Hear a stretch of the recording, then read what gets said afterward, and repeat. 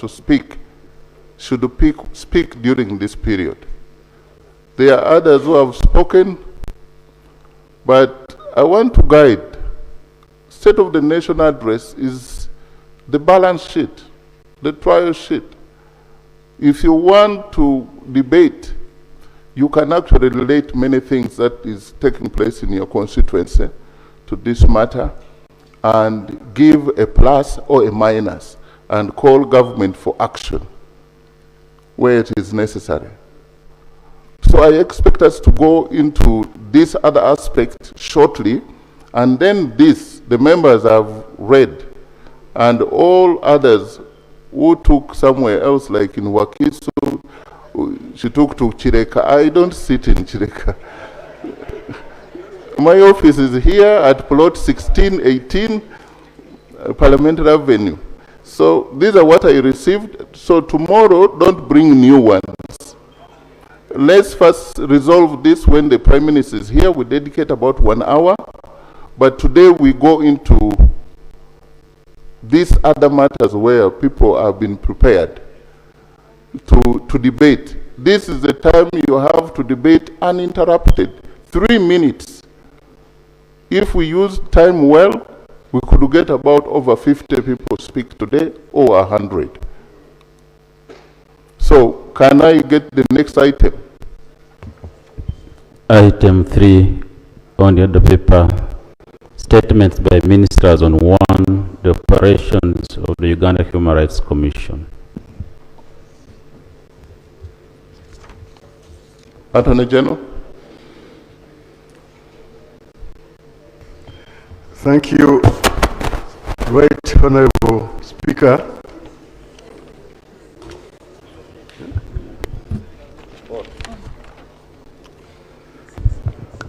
Right Honorable Speaker and honorable members,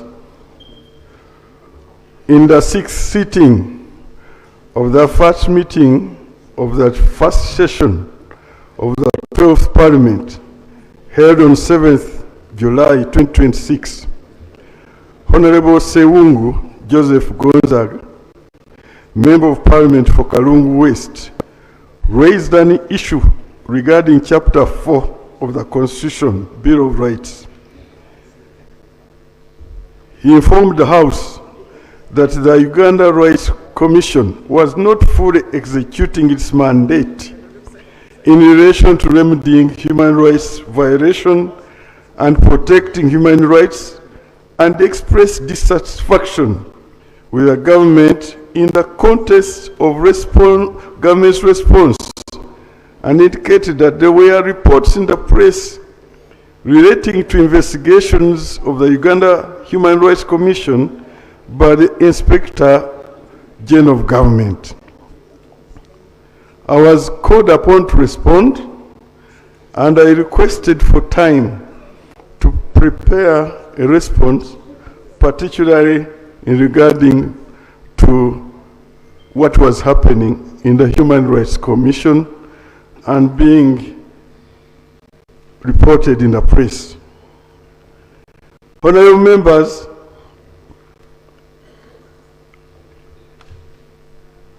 and this is why now I'm making this statement, Right Honorable Speaker. Honorable members, the Human Rights Commission is established by Article 51 of the Constitution of the Republic of Uganda. Article 52 of the Constitution provides for the functions of the Commission, which includes, among others, to investigate on its own initiative or on a compliance or complaint made by a person or group of persons against the violations of human rights.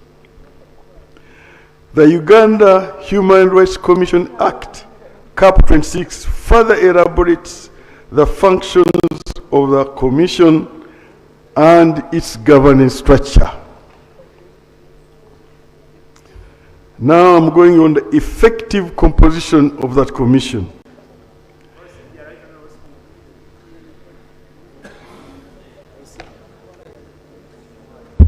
Right Honorable Speaker, Honorable Silvani, I've not been seeing you, but Yeah, what's the procedure issue? Thank you, Right Honourable Speaker. He's not talking about fish, he's not talking about what, he's talking about human rights. Thank you, Right Honourable Speaker. Right Honourable Speaker, the procedure matter I'm raising is that the Attorney General is giving a statement, but it is either not uploaded on the iPad or I need more orientation on uploading them, because when you look at the iPad, the documents are totally From the look of things, it seems like yours is, you've not picked your iPad. The Attorney General, please summarize this statement. Summarize. Yeah. Right Honourable Speaker. You can follow from the screen. Oh, the statement is already there. So what I want to go right ahead is to highlight those areas which were pertinent and have enough for Honorable Seunga to bring to this Honorable House and requiring a response. The most urgent was the press reports about the investigations. At page 3 of the statement, I inform this House that there are no investigations being carried out by the Inspector General of Government again about either the chairperson or any member of the Human Rights Commission or any staff. So there is no investigation taking place at the Human Rights Commission. And however, I need to draw your attention to Article 227 of the Constitution, where the Inspector General of Government enjoys independence and is not subject to the directions or control of any person or authority, and only responsible to this Parliament. In light of that provision, if the IGG eventually carries out investigations in the Human Rights Commission, and as I've stated, no investigations are being carried out, then that report will come to this Honorable Parliament. Now there have been reports that the chairperson has resigned. Right Honorable Speaker and members, I wish to inform the House that the chairperson of the Human Rights Commission, Honorable Mariam Fazat Wangadia, submitted a notice of resignation to appointing authority, that is His Excellency the President of Uganda, on 6th July 2026. I wish to highlight that a notice to resign does not amount to resignation, but is merely intended to communicate the desire to resign and cannot be treated as a resignation. I wish to add that Honorable Mariam Fazat Wandaja remains the substantive chairperson of the Commission until she tenders in a letter of resignation to the appointing authority and the resignation is accepted.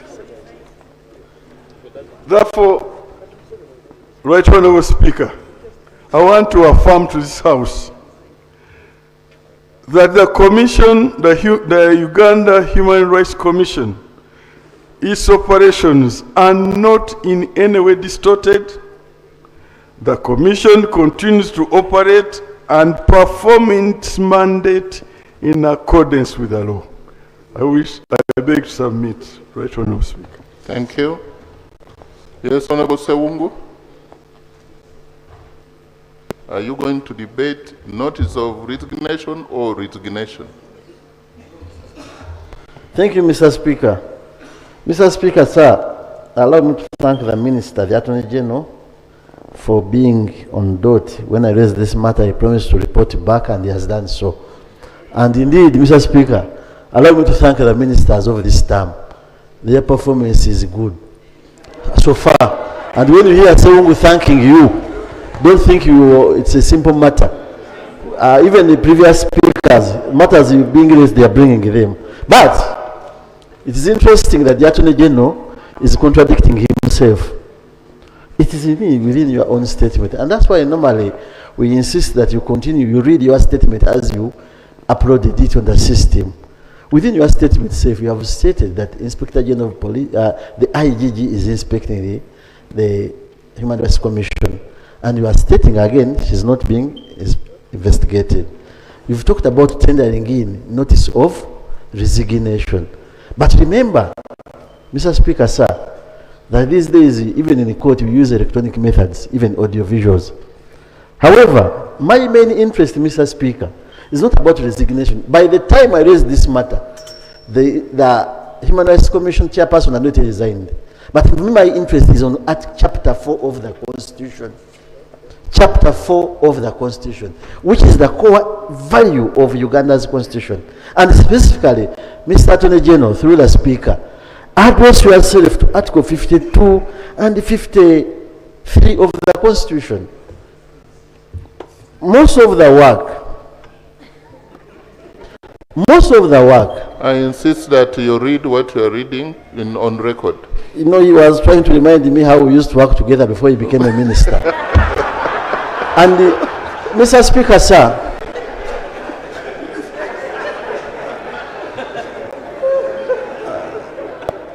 Mr. Speaker, all the issues being raised by our leader of opposition, which are being consumed by the public, are the duties of the Human Rights Commission.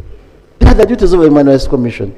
If we are looking for Mwanga Chivumbi, we are looking for the members talked about and so many others. It is the duty under Article 52 of the Constitution that the Human Rights Commission has all those powers to look for all those people and investigate. But here you are now, there is bickering in the Human Rights Commission. Bickering. Others are talking about people suffering with AIDS, which is against the the HIV Act again, because you cannot subject someone to torture being employed by a government because he's HIV positive, then you have to die. Thank you, Honorable. So as I conclude, Mr. Speaker, I would pray through you to the Attorney General and the leader of government business, go back to the appointing authority and make this commission be what it's supposed to be. Otherwise, it's shameful. And people cannot address their issues to an office, an entity, which is also bickering itself. They are going there for remedies, but there are no remedies within the institution that is within government. I beg to rest my issue. But thank you. I think government take note that Honorable Sewungu and others are not satisfied by the performance of the Uganda Human Rights Commission. You want, please, let's move. Guidance, if you want to guide the speaker?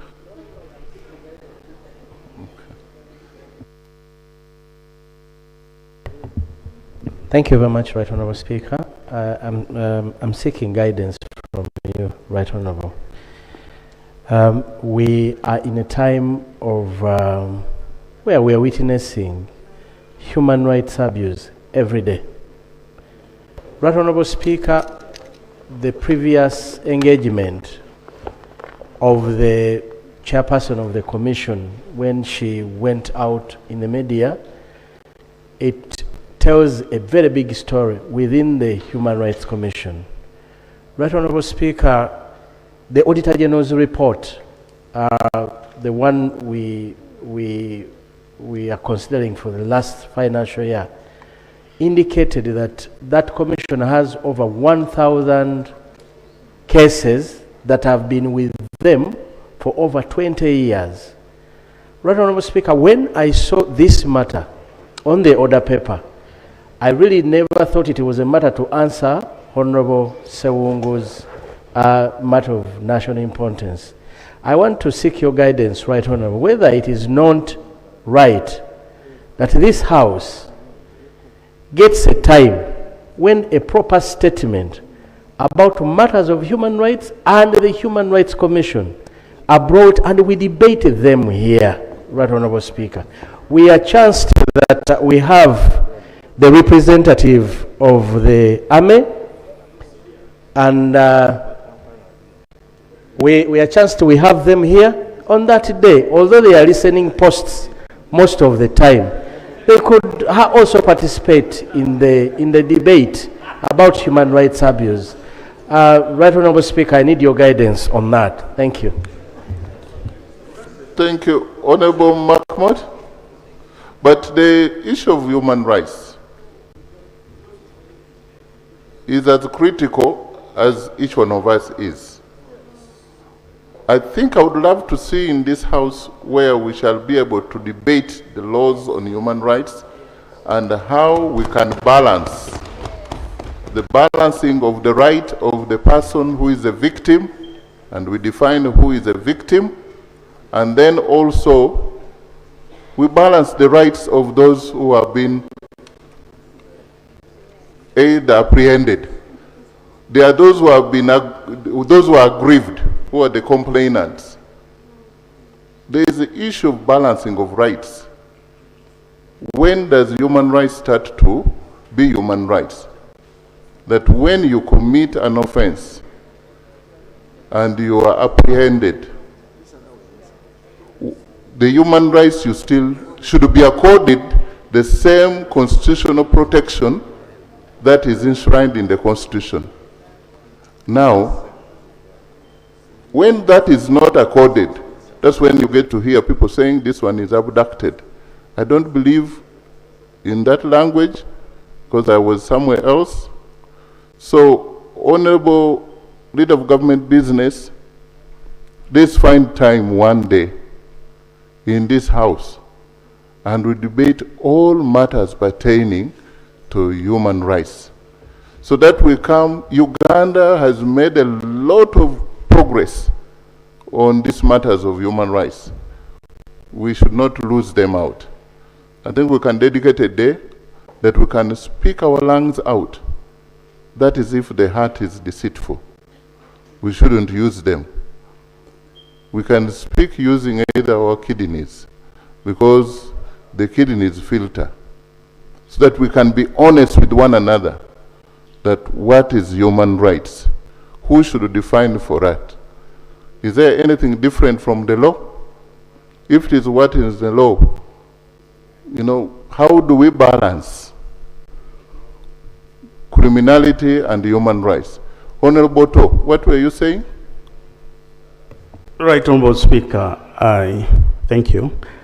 Right Honourable Speaker, I believe your last statement spoke my mind, and that was the procedural issue that I was raising.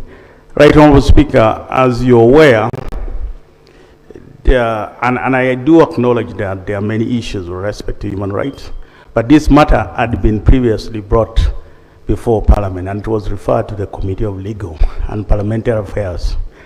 I see the desire to debate this matter as a big house, but the procedural issue I was interested in is that would it not be proper, given that this matter is now the first business before Legal and Parliamentary Affairs Committee, that all the interested parties come here, we get a comprehensive report on all what has been raised and even what had been referred, so that we can have a very good debate here. That was the procedural guidance I was seeking, but I think you have guided that way. Thank you. Thank you. And then that debate will be, I think yesterday, the 27th Human Rights report was referred to Legal and Parliamentary Affairs, and you are supposed to report back. When you bring back that report, we shall not crowd the order paper. Let everybody come here. Let's Parliament to be known that one day we set aside a day to debate human rights, because we are all humans. Now, the Shadow Attorney General, you have a right of reply right now. Reply the real Attorney General. Yes. I thank you, Mr. Speaker. Mr. Speaker, in case I contradict your statement, kindly forgive me. It's not intended. But it will be intended because you've already intended. Mr. Speaker, this is my humble proposal, that an ad hoc committee or one of our committees, like human rights, the one in charge of human rights, yes, be assigned the duty to investigate, to probe into the affairs of Uganda Human Rights Commission. Mr. Speaker, to be sincere, there is bickering, there are disputes among the commissioners themselves. Sincerely, as a parliament, a democratic institution, we cannot sit down and look on. We must intervene, Mr. Speaker. When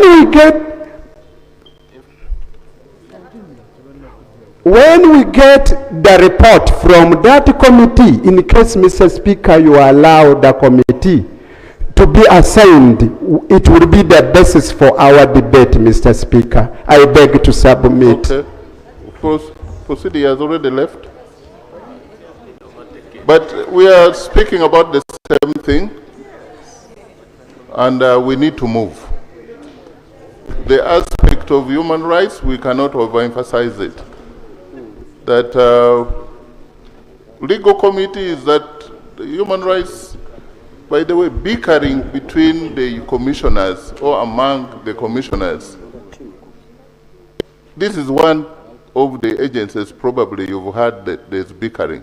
But there are so many bickering institutions. If we go on investigating, it's like when you pass by a neighbor's home and you hear they're quarreling and you stop by. You want to inquire, you will hear again another neighbor. Yes.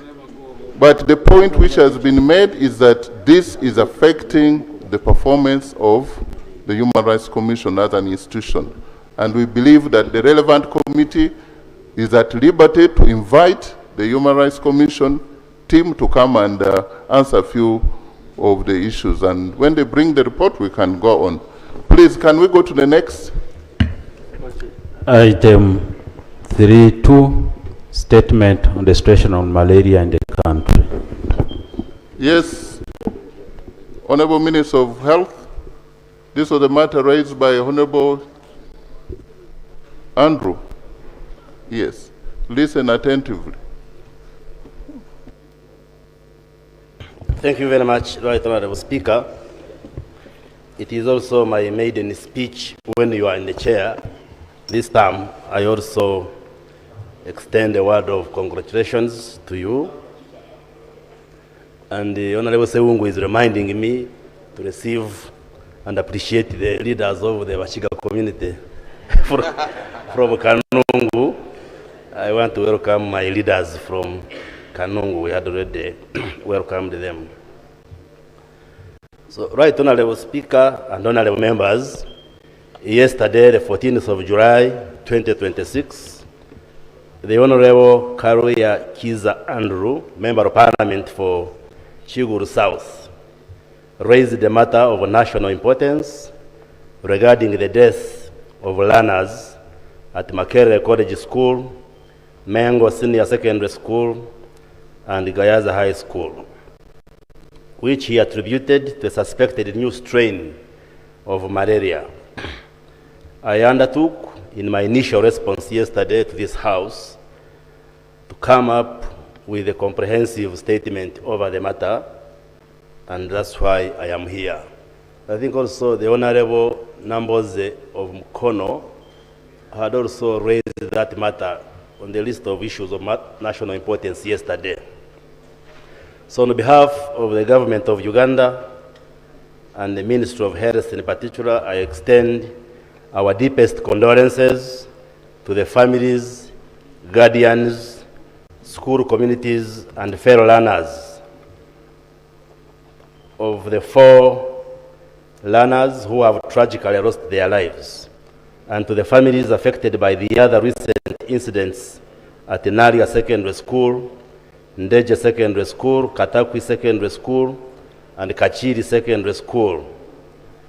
No parent should send a child to school and receive news of this nature. So we convey our condolences to the families. This statement sets out first the factual position on the reported death. Second, the technical explanation for why school-age children are presenting with severe malaria. Third, I will also speak to whether there is a new or more virulent parasite strain responsible for these deaths. And fourth, I will also speak about the measures government has already put in place and the commitments that I want to make before this Parliament. Let me now speak to the factual position on the reported death, and the statement is loaded on the iPads. The Ministry of Health confirms that 4 learners have died in the Kampala metropolitan area following severe malaria. 2 at Makerere College School, 1 at Mengo Senior Secondary School, and 1 at Gayaza High School. And for completeness, and to avoid the conflation of unrelated incidents in the public discourse, we also want to press on record that separate recent learner deaths also occurred in other schools, but these deaths were not related to this surge in malaria and are not part of this malaria cluster. I have provided a table that indicates the number of deaths in the various schools. Makerere College School, the cause of death of the 2 learners was due to severe malaria. Mengo Senior Secondary School, 1 child died due to severe malaria. In Gayaza High School, 1 learner also died due to severe malaria. In Inaria Secondary School, we lost 1 learner due to suicide, and this was not related to malaria. In Ndeje Secondary School, we lost 1 learner, and the death was secondary to trauma. This also was not related to malaria. In Katakwi Secondary School, the student died due to road traffic accident.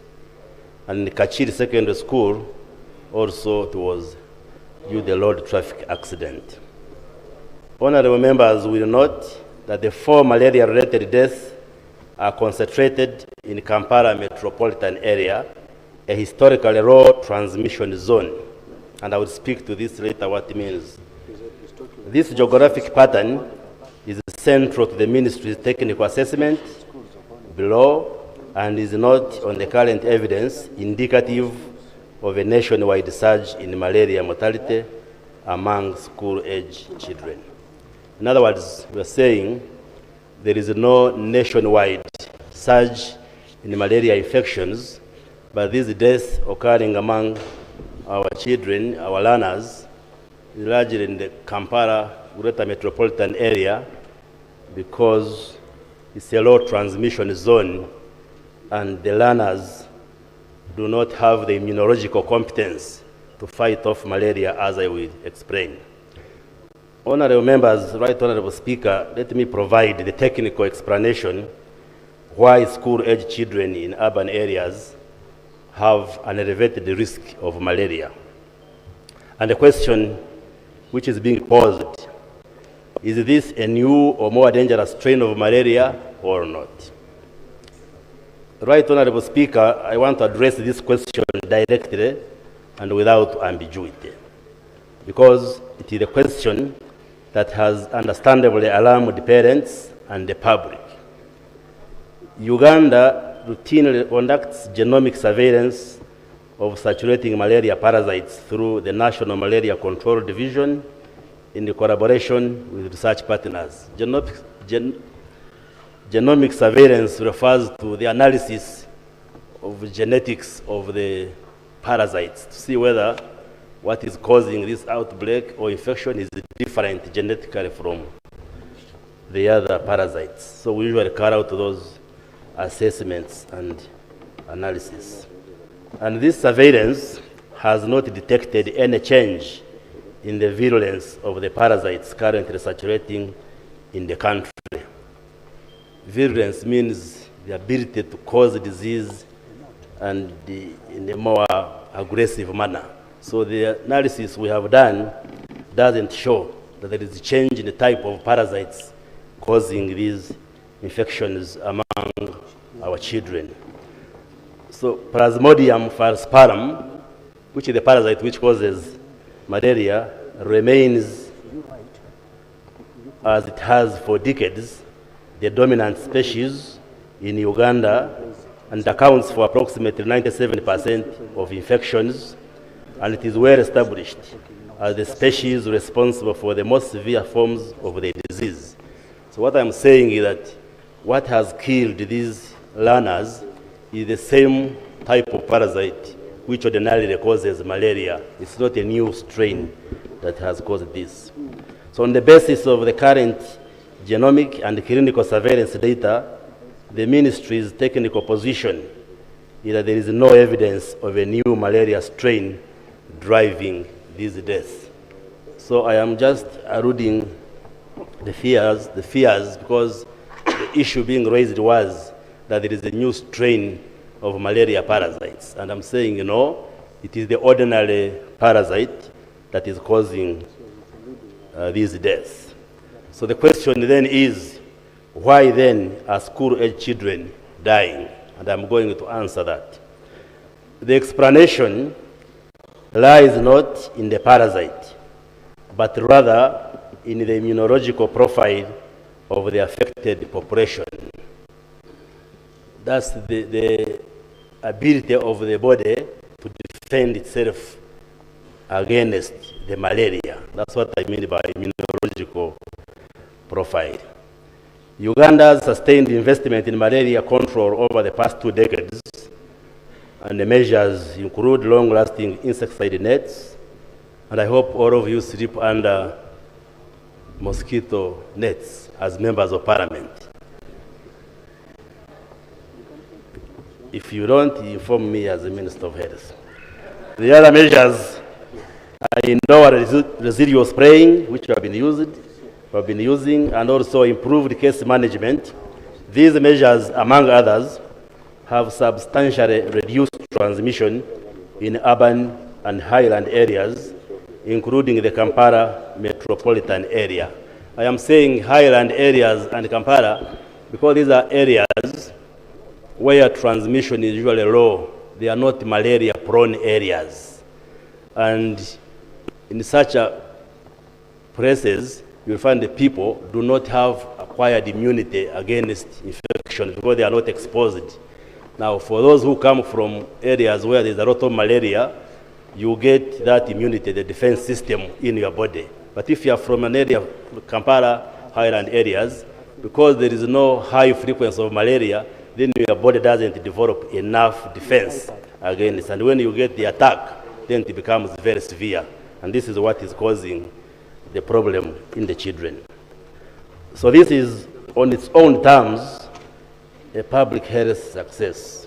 Success meaning the other interventions we have been providing. However, it has produced a well-documented epidemiological paradox that children growing up in these low transmission areas are exposed to malaria parasites less frequently in early childhood and therefore do not build up the same level of acquired immunity as children in high transmission rural areas.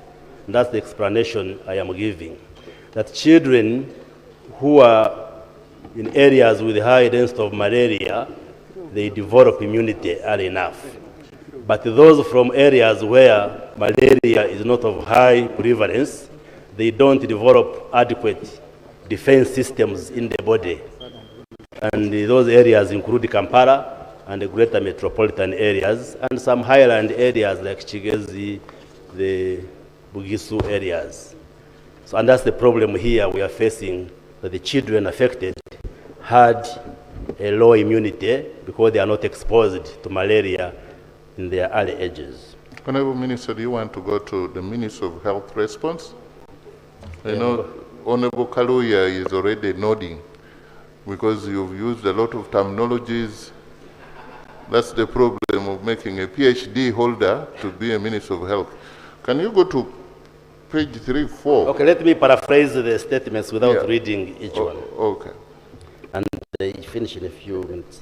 So I think I have provided the explanation that it's not a new strain, but rather it's because the children were not exposed to malaria in their early stages of life. And now when they get an attack, it becomes very severe. Maybe allow me to read that statement, the next one, then I summarize the Please, response. I know that you're, yes, So on page 2, build it up. so the practical consequence is that a school-age child in a low transmission area who contracts malaria has little or no background immunity to slow the progression of the disease.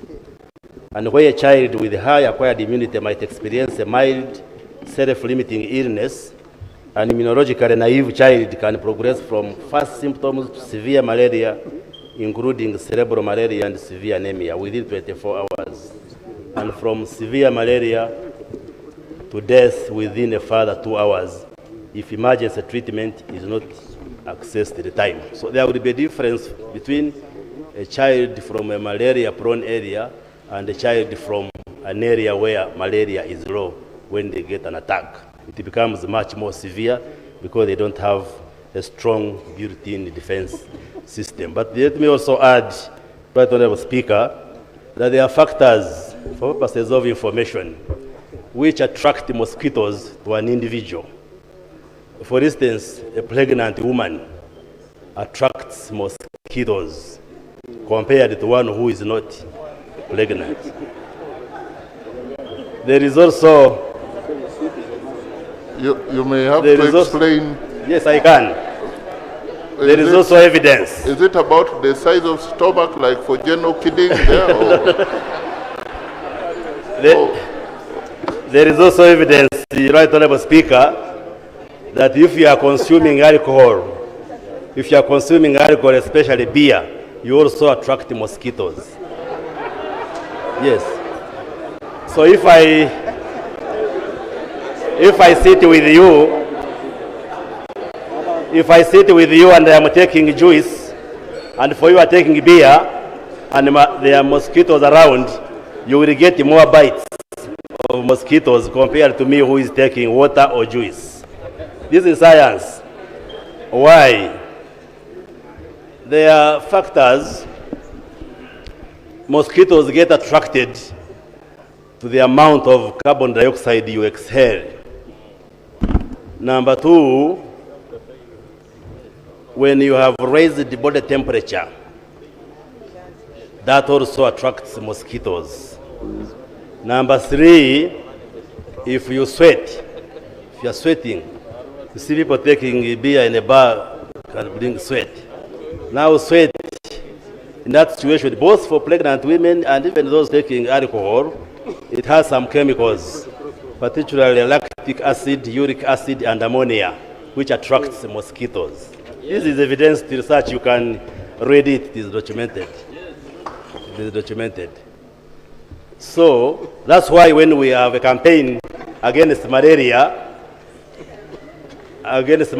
we focus on pregnant women, children, but also children and pregnant women produce other biological substances called pheromones, which attract mosquitoes.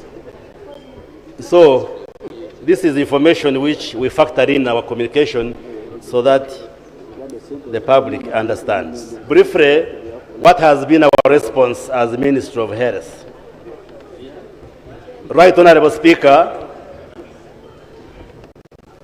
I am not discouraging you from taking the bitter thing, but I'm saying when you take it, beware that the mosquitoes are looking for you. So you can take it from inside the room or have a mosquito repellent. Honorable Minister, could it be possible that mosquitoes are attracted to those who take alcohol, and so they cannot be killed?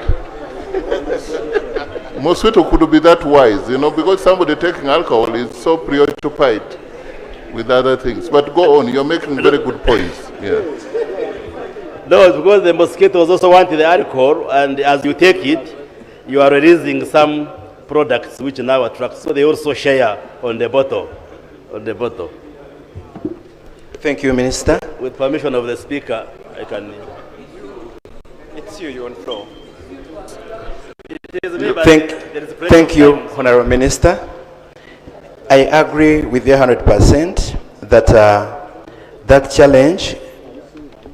with that challenge, but I want you to put this one clear about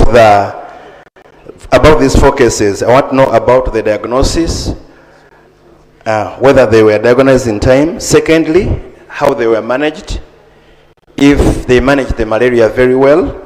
And thirdly, about the... Honorable Member, we are going to give some few minutes for, allow the Minister to yeah. Thank you so much. Yeah. I will answer, Honorable Member, I will answer those questions as I read the response of the Ministry. I was coming to that.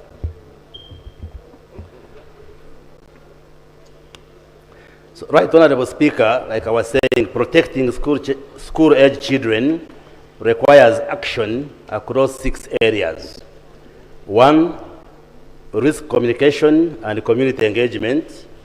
Number 2, vector control in and around school environments. Number 3, early diagnosis and treatment. Number 4, emergency referral for severe cases. Number 5, enhanced school health workforce capacity and a functioning school-based surveillance system.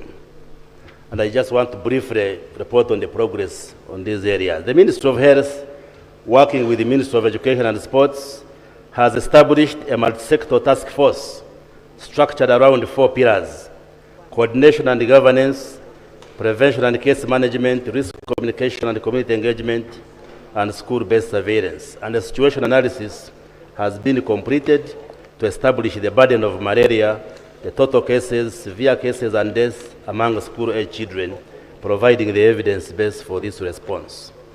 Let me quickly go through some of the joint actions that we have taken together with the Ministry of Education and Honorable Sports. MP Ekuru. Alex, are you in? You're blocking the way. There is an emergency. Go on. And next time there is Sergeant at Arms, you don't need to bring me this thing. This is what local village MCs do.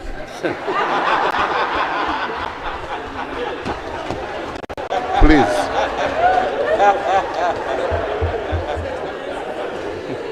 The parking problem.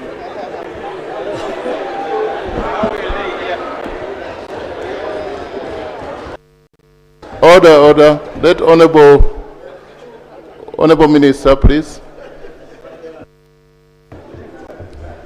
Right, Honorable Speaker, we are working with the Ministry of Education and Sports, and we have put in place a number of measures, which include, among others, a rapid malaria risk assessment, including a confidential inquiry commencing with the 4 affected schools. So we are investigating, getting deeper, what could have been the problem. We have also instituted key risk communication and prevention messages to schools. I have attached to my statement a guidance note we have given to all schools in Uganda regarding malaria, what it is, the do's and don'ts, and what should schools do. I have attached it to this statement. And we have developed it together with the Ministry of Education and Sports. We are also reactivating the school health surveillance and reporting regarding malaria and other illnesses, but also we have instituted the mandatory use of a terminal assessment form as a standardized screening tool for learners, and also introduced the school health facility linkage form to formalize and speed up referral pathways, as well as we are now functionalizing the sick base and also recruiting of health workers, especially school nurses in all the schools, among others. As part of the way forward, that we shall complete the confidential inquiry which we are carrying out in the schools, starting with these where our learners died, and we shall share the results I'm also going to issue a ministerial circular to all schools on malaria and other illnesses in schools. We are also starting on the recruitment and deployment of nurses, school nurses, and health workers in all our schools in Uganda, and also working on strengthening emergency referral systems within schools so that we link the schools and the nearest health facilities so that situations like these where children fall sick, they can be referred at the earliest to avoid some of these deaths like we have witnessed. And also we are developing a costed plan which we shall share on how we can manage malaria and other health challenges in our school populations, Right Honorable Speaker. So we are on top of the situation, and I pledge that I will continuously update Parliament on all the actions we are undertaking. But once again, we convey our condolences to the families, and going forward, we shall ensure that we strengthen the system so that our children do not die needlessly when we send them to schools. Thank you very much, Right Honorable Speaker. Thank you, Honorable Pitogwa. The Minister of Education. Your Excellency, first of all, I want to begin. Right Honorable Speaker,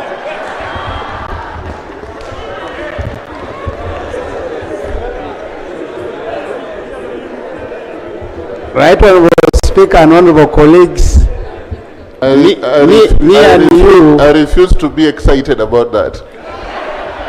Me and you know my sector and where I am. In most times, I am privileged to address the head of state. So I want to sincerely apologize to you. Right Honorable Speaker, on my own behalf, allow me to congratulate you for becoming the Speaker of the 12th Parliament. Congratulations. In line with the document or the presentation of the Minister, allow me first confirm and agree that this statement was a consultative between the Minister of Health and the Minister of Education and Sports. However, I have one area where I want the record to be corrected. In Katakwi, where I come from, and in the constituency where I represent, the alleged death of a kid, for the record, is not true. Secondly, it is true one driver of a school bus of Amuria High School died when they were transporting our children for a school excursion to Entebbe Airport. And that school is also called St. Paul's Comprehensive Secondary School in Katakwi, in Ngariam constituency. I want to thank the health team from Iganga and Jinja Regional Referral Hospital for attending to our children, who up to now, some of them are still receiving treatment, but none of them has died. That is for the record. I thank you so much. Thank you very much, Honorable Bariomusi. Your explanation would not attract a lot of debate, but I want to give to 4 people, medical people. But before the medical person comes, let me get Honorable Kaluya. Please, if you are traditionalist, please. Yes. Honorable Kaluya, you are the one who raised the matter. Thank you, Right Honorable Speaker. And Right Honorable Speaker, allow me also congratulate you upon your election as our Speaker for the 12th Parliament. Allow me also congratulate you upon your appointment as a special envoy for somebody. Right Honorable Speaker. To what? For PLU. Okay. I don't know why people are having noog about that. Right Honorable Speaker. Yeah. I want to thank the Honorable Minister for a very wonderful and elaborative response over the matter that I raised as a matter of national importance over the death of some students who succumbed to malaria. It is very good that he has allayed our fears, whereby we thought there was a new strain of malaria in the country.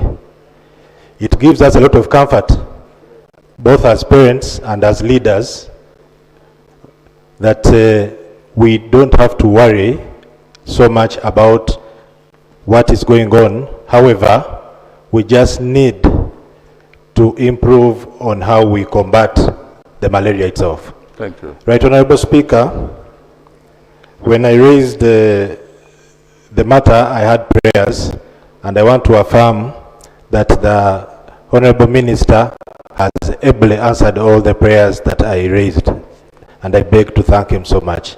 Thank you, Right Honorable Speaker. Thank you. And I want to, on this note, thank the front bench. Join the Honorable Sewungu. If we continue this way, this Uganda will be different. Next, Honorable Emis. Shadow Minister Health is where? Please, traditional healers, don't speak now.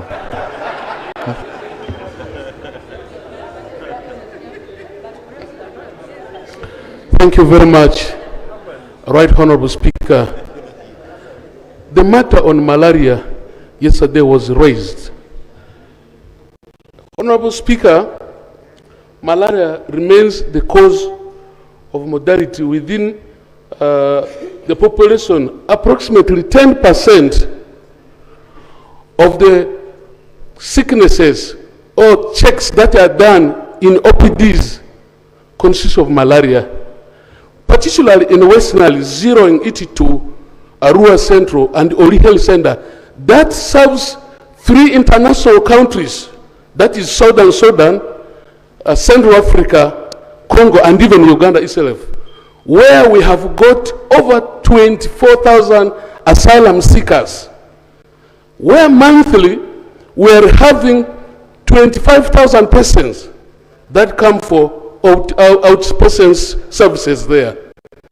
And it has gotten a burden, the malaria issue has got burden on the little resources that we have in this nation.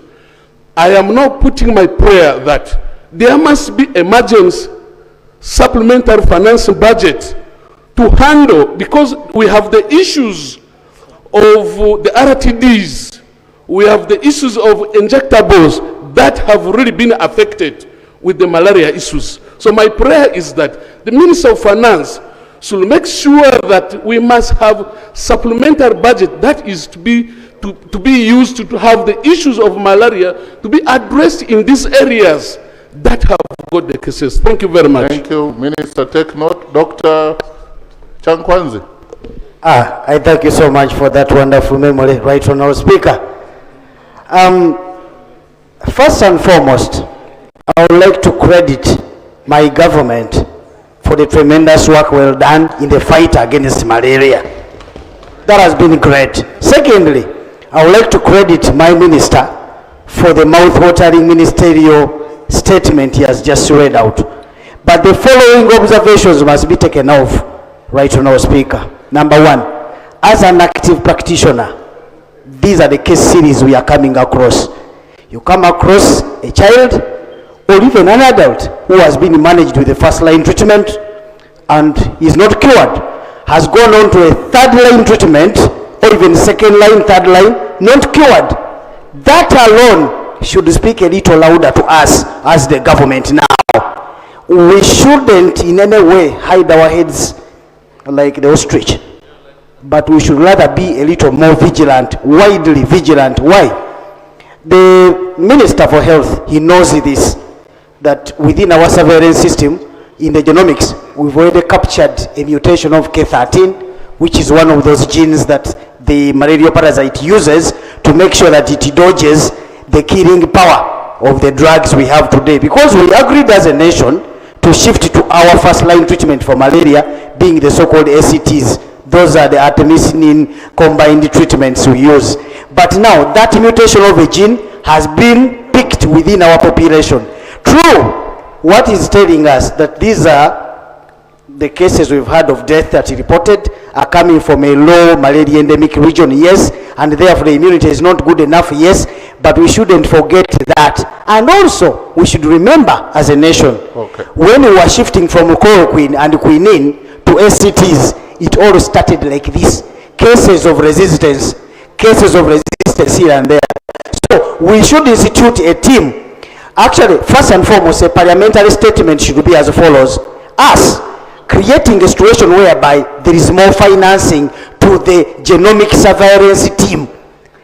More financing should also be going to the following major laboratories that are helping us in history. You want to lower your microphone a bit? Yes. The one of Makerere University, the one of Uganda Virus Research Institute, and the one he has talked about of the malaria control division that we do have.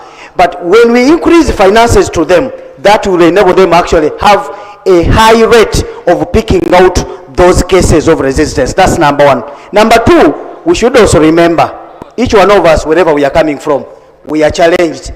The presence of those services actually at the different health facilities. We are finding situations, I'll give you a case in point. When you look at Intweto Health Center 4, when you look at the budget, whatever comes up, it comes in time. The government provides it by monthly supply of drugs and all these other test kits and whatnot. But you know what is happening right there?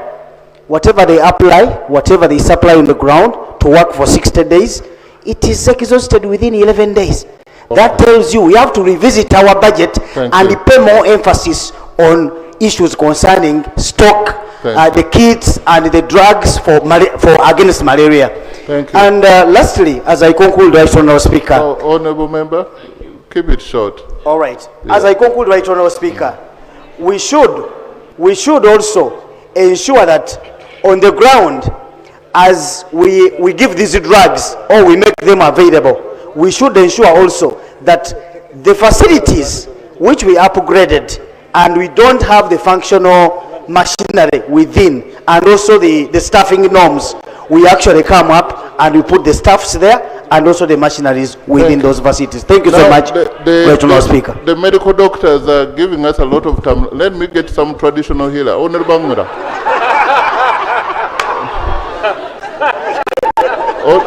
Honourable Bangura, then Honourable Naluima, and Honourable Pio. Thank you very much, Right Honourable Speaker. Right Honourable Speaker, I want to thank the shadow health should prepare, yes, and that should be the end. We go to the main debate, yeah. Right Honourable Speaker, I want to thank the Honourable Andrew Kaluya for raising this issue yesterday, but also thank the Honourable Minister who has ably responded to this very important issue that was raised. Right Honourable Speaker, I want to thank government of Uganda. In my community, I say this with utmost good faith.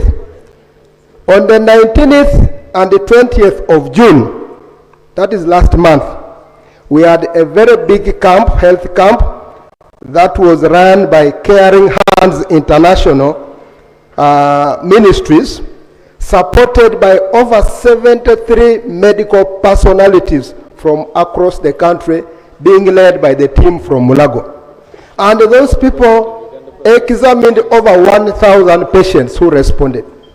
And when I went to close that camp, I was surprised by the report that I was given. They thought they were coming to attend to many malaria cases. They told me of over 1,000 tests they ran, they did not realize any malaria case. I want to thank government for that. However, what they told me, which should also be of interest to the minister and the whole medical fraternity, that 47% of the people they tested had non-communicable diseases. So it means, as we are looking at malaria as one of the key killers, as it has been known in the past, we are also facing other challenges that are now eating our community slowly but surely. The non-communicable diseases that they emphasized on was diabetes, was high blood pressure, as among others. So finally, Right Honorable Speaker, I want to request the Minister here and all of us as Parliament that up to now we have sub-counties in our communities, in our constituencies, that don't have health center 3s. So I want to request the Honorable Minister, as you bring in your work plans, which we manage here as Parliament, let's bridge that gap of all sub-counties in the country that don't have health center 3s in order to take services closer to our people. Thank you very much. Thank you. The Minister wants to respond immediately. Yeah. The Shadow Minister will come, but you see, let the Minister answer a little bit, because he will give you the clarification. Yeah. Okay, thank you very much, Right Honorable Speaker, and honorable members, for the interest you have in matters of health, because they touch all of us and our constituents. I just wanted to make 2 comments, Right Honorable Speaker. That as a Minister of Health, I pledge to give you as much information as possible regarding what we are doing to address the challenge of health care in this country. And I will request you, Right Honorable Speaker, if the order paper permits, for tomorrow, I update members of Parliament on the Ebola outbreak, how far we have gone in containing it. If the order paper allows, I will work with the clerk and your office if the order paper allows. Secondly, I know the honorable members have many questions to do with health, especially in our constituencies. And I receive many members of Parliament who inquire about health centers and many programs. I want to request that I want to work with your office, Right Honorable Speaker, that we get a day or 2 and we do a workshop for members of Parliament. I bring all my technical team from the ministry, and then we update you on what the ministry is doing to address the disease burden in this country. The communicable diseases, non-communicable diseases, neglected tropical illnesses, just what I will allow you. The cancer, the Heart Institute, what's doing, the plans we have to upgrade health centers. How many sub-counties do we have that do not have health center 3, and what plans do we have? How are we planning to provide ambulances to constituencies which do not have? Because now we can't exhaust that debate in a sitting because of the time limitation. So I beg that I work with your office, you give us time, we do a workshop, and then we bring all the Ministry of Health technocrats, and then we engage and give you the answers, so that as we start this term, you know what government is planning to address the health challenges in our constituencies. Okay. I take Honorable Naruyima, and you are speaking for the Speaker. All these incidents, most of them, they happened in the area I represent. Oh, you are the mother. Yeah. Yes, Mr. Speaker. Thank you, Mr. Speaker. First of all, I would like we correct our data as Parliament. The school is Mwebaze High School in Kachiri, and it's found in Wakiso District. And also, just to add on, the matter, you hinted on the matter of Nalia SS in Weyogerere. That also had a suicidal death. Since, Mr. Speaker, our Honorable Minister has asked for time, I only pray that as it comes on, as we get that very workshop, he also starts right now to handle the matter of mental health in schools, because it's something they are living out somehow, and it's affecting many of our children. Our children are overloaded, they are reading hard, they are doing a lot. So the Ministry of Health and Education, they have to work together to see that we have those counseling services and the children are handled well. I thank you so much. Yes, mental health is a serious concern. Honorable Ministers of Health and Education, you will need to formulate. Honorable Minister of Education, you have something? Then General Kavuma, you come and there is a traditional healer here. We shall conclude with. Yeah. Right Honorable Speaker, first of all, I thank the MP of Wakiso.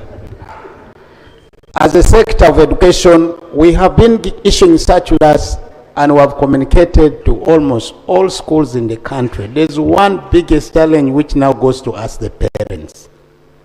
And this is where we need your indulgence.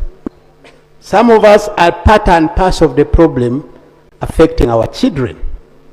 A case in point is where you go for visitation with a helicopter, particularly you give your kid an helicopter to go to school. I'm speaking as a minister of the sector. Secondly, some of you go, because it's the birthday of your kid, you go and splash money, throwing it before other children. Friends, what happens to others who do not have access to this kind of money? And tomorrow you are the same person who denies that kid the same money, and yet the kid, you've made that kid get used to this money. So I want really to appeal to all of us. We are all stakeholders regarding matters of education. And it is our responsibility to get out and talk to our people, talk to our constituents, to behave in line with the guidelines we have issued. Right, Honorable Speaker, I will be able to lay on table the circular guidelines we have issued at the Ministry of Education and Sports to all districts, schools across the country. Because we did it in the last parliament, I can again be able to issue it so that we get out. But I welcome the initiative of saying we get out and talk about mental health. But it's our responsibility as members of parliament. I thank you so much. General Kavuma, Honorable General Kavuma, give the military precision to this matter. Thank you very much, Right Honorable Speaker, for giving me this opportunity. But let me, before I make my submission, join those who spoke before me to congratulate you for being a Speaker of the Toronto Parliament. Congratulations. Number two, on the matter, I'm not a doctor, but I'm a reader, I'm a parent, and I have life. Today, the House is debating on malaria. But I don't think it is only malaria that is killing Ugandans. So many, but this one was maybe special because it killed children. And malaria has been killing children, by the way, for a very long time. It is still, I think, the topmost killer disease in Uganda. However, Ugandans, if you do research, even in the region, we lose a lot of people because of quite a number of illnesses and problems. And I've been trying to do some research to find out why in Uganda, speakers, ministers, PSCs, generals, cancer, why in Uganda? And my research revealed two main issues. Number one, Right Honorable Speaker, is that 98% of Ugandans do not go for periodic and regular medical checkups. That is a fact. We live on self, medication. You get headache, you go to the nearest pharmacy. The pharmacist prescribes some drugs, you go home. When the pain reduces, you don't even finish that drug they gave you. That's why you see every 2 kilometers there is a new pharmacy, because pharmacies make a lot of money out of us, or drug shops. And if you check, for us who are here, if you reflect what is in your bedroom, you find all of us having many pharmacies in our bedrooms and houses because of self-medication. Now that is a problem to all of us. But number two, Right Honorable Speaker, is even the 2% that try to find out how they are, to check regularly, do not get the correct diagnosis. That is also another huge problem. If you pick 10 people from this parliament and you send them to the famous hospitals in Kampala here, you go to Murago, they'll take your blood and whatever, they'll give you results. If you go to Nakasero and test for the same, different results. If you go to IHK, they give different results. Now, where is the problem? You have issues, they say it is pneumonia, mild pneumonia. They give you a sack of antibiotics. You finish them, the pain comes back. You go to another hospital, it is ulcers. They give you another sack of antibiotics. You finish them, the pain comes back, you go to another hospital. It is... Now, those, Right Honorable Speaker, those who afford, when they go to our neighbor here in Aga Khan, which takes only 50 minutes from here, they check you, they find you have cancer and it is at stage 4. So my question is, where is it the machines? Where do we buy these machines? Is it the people that read the outcome of the machines? Where is the problem? So my prayers are, Right Honorable Speaker, my 2 prayers is, we are leaders, you are here as a house, you represent people. Please go back and sensitize and mobilize your people, the people you lead, the people that elected you to come here, to go for regular and periodic medical checkup. Number 2 prayer is the Minister of Education should look at the diagnosis issue. Where is the challenge? I beg to submit. Yes, traditional healer. Honorable Minister, note down, because the Shadow Minister of Health is going to give some statement and you wrap it up. The traditional healer is doing well. Honorable Lino. Thank you, Right Honorable Speaker. Mine is just a suggestion. In our secondary schools, primary schools, boarding, these schools majorly have sick bays with a nurse, but they do not have laboratory technologists, because most of the time when kids are sick or children are sick, the nurse just assumes. So I want to suggest to Ministry of Education and Health, if they can come up with a policy insisting that schools must recruit a lab technologist, and the schools should buy simple microscope to at least carry out some tests, because diagnosis is the most important thing. It helps you to understand and know what disease a child is suffering from. So I would request the Minister of Education and the Health to come up with a policy so that all our secondary boarding schools have at least simple laboratories. Thank you. You must take that recommendation from a traditional healer very seriously. Because they have tried to do guesswork, they have seen more people dying. Honorable Aisha. Yes? And then Shadow Minister, and then the real Minister closes. Thank you so much. I don't know who started the issue of shadow and what. Yeah. Thank you so much, Mr. Speaker. I want to thank the previous speakers. First of all, I need to clarify that the prevalence is no longer 10%. Those are statistics of 2019. And it has actually increased. And many of these malaria cases are actually in schools, secondary schools, primary schools. And like my colleague has mentioned, the treatment method, that's where the problem is. They give them Panadol, headache Panadol alone.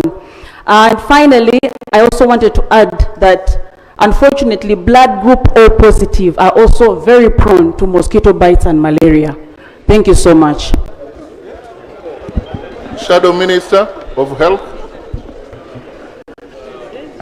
Thank you, Right Honourable Speaker. 2 minutes. By the way, you are too generous with time. We have the next time that, yeah. Yes, thank you, Right Honourable Speaker. And I'm making a submission on behalf of Dr. Batua, Honourable Dr. Batua, who is away on official duty, and I stand in for him as Shadow Minister, Health. Right Honourable Speaker, while we appreciate the Minister's report, we must confront this malaria problem with green. Uganda remains trapped in a preventable crisis. Right Honourable Speaker, the Minister speaks, Dr. Beremusi, you speak of progress, but the Uganda Malaria Indicator Survey reveals a terrifying policy failure. The national prevalence has actually risen from 10% to 13%. In regions like Lango, Acholi, Karamoja, childhood infection rates are at a high as 60%. This is not progress. This is a national emergency. As Shadow Minister, we request and demand for an immediate policy reversal from passive malaria control to an aggressive elimination agenda. First, we must stop distribution of the obsolete standard pyrethroid nets that mosquitoes are now laughing at. The government must fully pivot to dual insecticide next generation nets like Chlorophyra treated nets, which have been proven by World Health Organization to slash transmission by 50%. Secondly, Honourable Minister, we request to institutionalize and a mandatory indoor residual spraying, that is IRS, in public facilities, specifically boarding schools, to protect our children where they are most vulnerable. Finally, Right Honourable Speaker, we cannot eradicate malaria on a beggar's budget. We demand a shift from total dependency on foreign donors to dedicated domestic health financing. We must equip our village health teams and end the chronic fetal medicine stockouts in our health centers, and this is happening to all of us in our areas of jurisdiction. Right Honourable Speaker, we must stop managing malaria and start killing it. I beg to submit. Thank you. There's somebody here who said he has a 1 minute thing about the vector. Honourable Sia. 1 minute. Or 1 minute.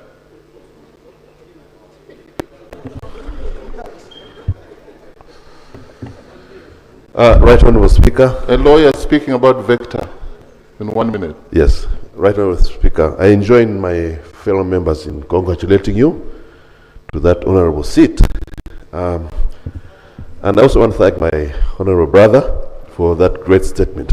Now, we've been talking about the parasite, but I understand that we can also look at the flip side of this coin, which is the vector. I understand there's a new vector in Uganda, which would probably in the future cause more difficulty in terms of fighting malaria, especially relating to the malaria tool. It bites during the day. That means bed nets will not work. It breeds during the dry season. That means the incidence of malaria during the dry season, which are normally low, will still be at a height. So these are some of the things that I would want to relate with my honourable minister, to look not just at the parasite site, but at the vector. I think it's called phenastas. And I think the type of malaria tools that we're using right now will become obsolete. There's drug resistance, there's insecticide resistance. Malaria is the single biggest killer in Uganda. If Uganda does not look at this question with detail, honourable members, our population will be exposed to a lot of difficulty. So that was the issue I just wanted to raise with my Honourable Minister. Thank you. Honourable Minister of Health. What is the summation?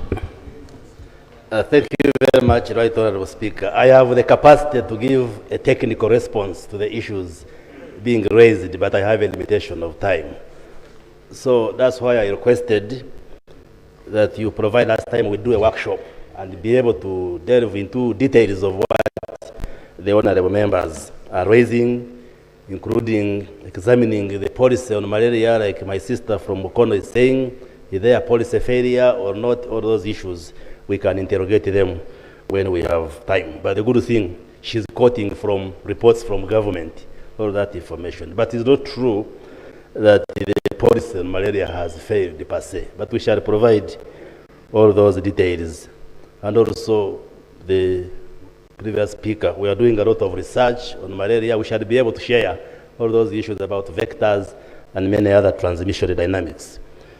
What I can say is that we are going to work with the Ministry of Education and Sports to strengthen the school health program so that we address those issues of having laboratory technologies, the nurses, train them on how to diagnose and prescribe and manage all these cases, not only malaria, but other challenges which affect our children.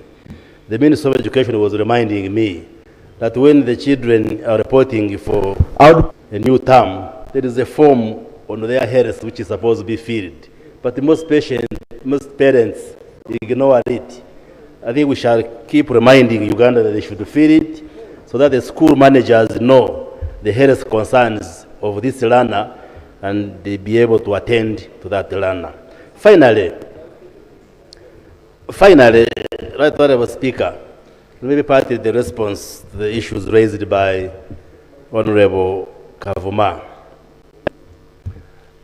The disease burden in Uganda, that will be very brief, is characterized by what we call communicable diseases. These are diseases which can be transmitted from one person to another, like malaria, HIV, diarrhea, Ebola, all these. But also non-communicable diseases. And we see a rise in both communicable and, most importantly, the non-communicable diseases. But also we have the neglected tropical diseases. Just 1 minute, I first finish my point. And we shall discuss with you the approaches and the reforms which we are instituting in the health sector to address this burden of disease. I can tell you that up to 70% of the diseases which afflict Ugandans are preventable. And we are going to mount a huge response on disease prevention and health promotion in the country.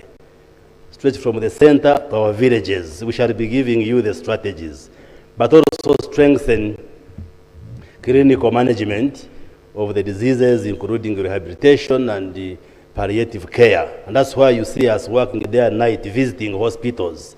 And we are going to do both formal and informal visits to our hospitals to assess what is obtaining on the ground and be able to come up with reforms and strategies to improve health care in this country. So the assurance I am giving you is that we shall do everything possible.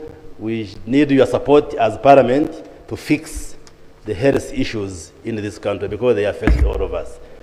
Honorable Sewungu is dying with a point. No, Honorable Sewungu is a traditional healer.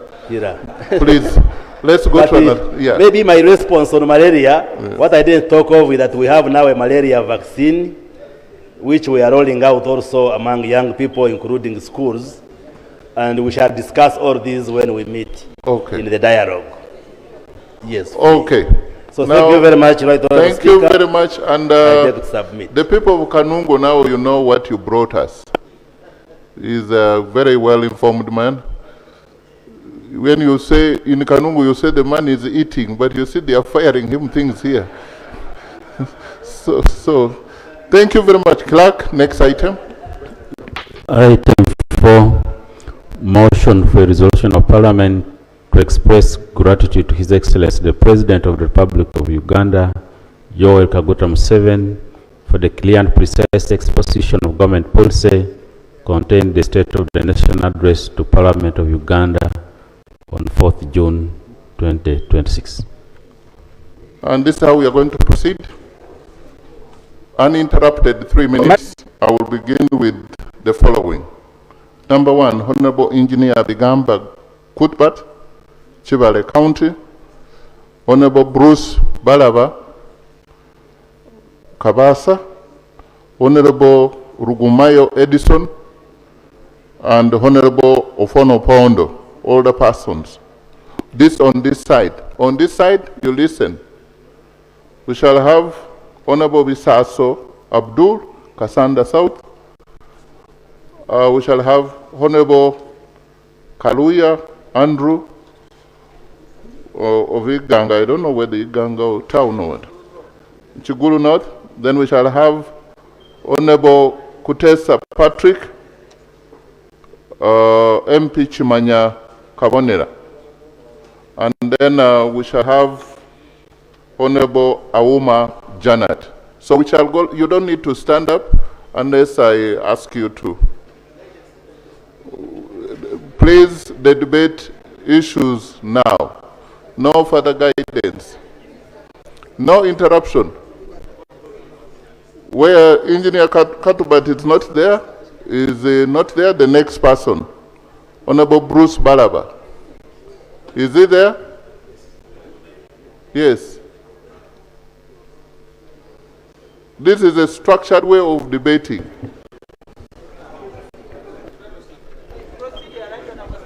Right Honorable, thank you so much.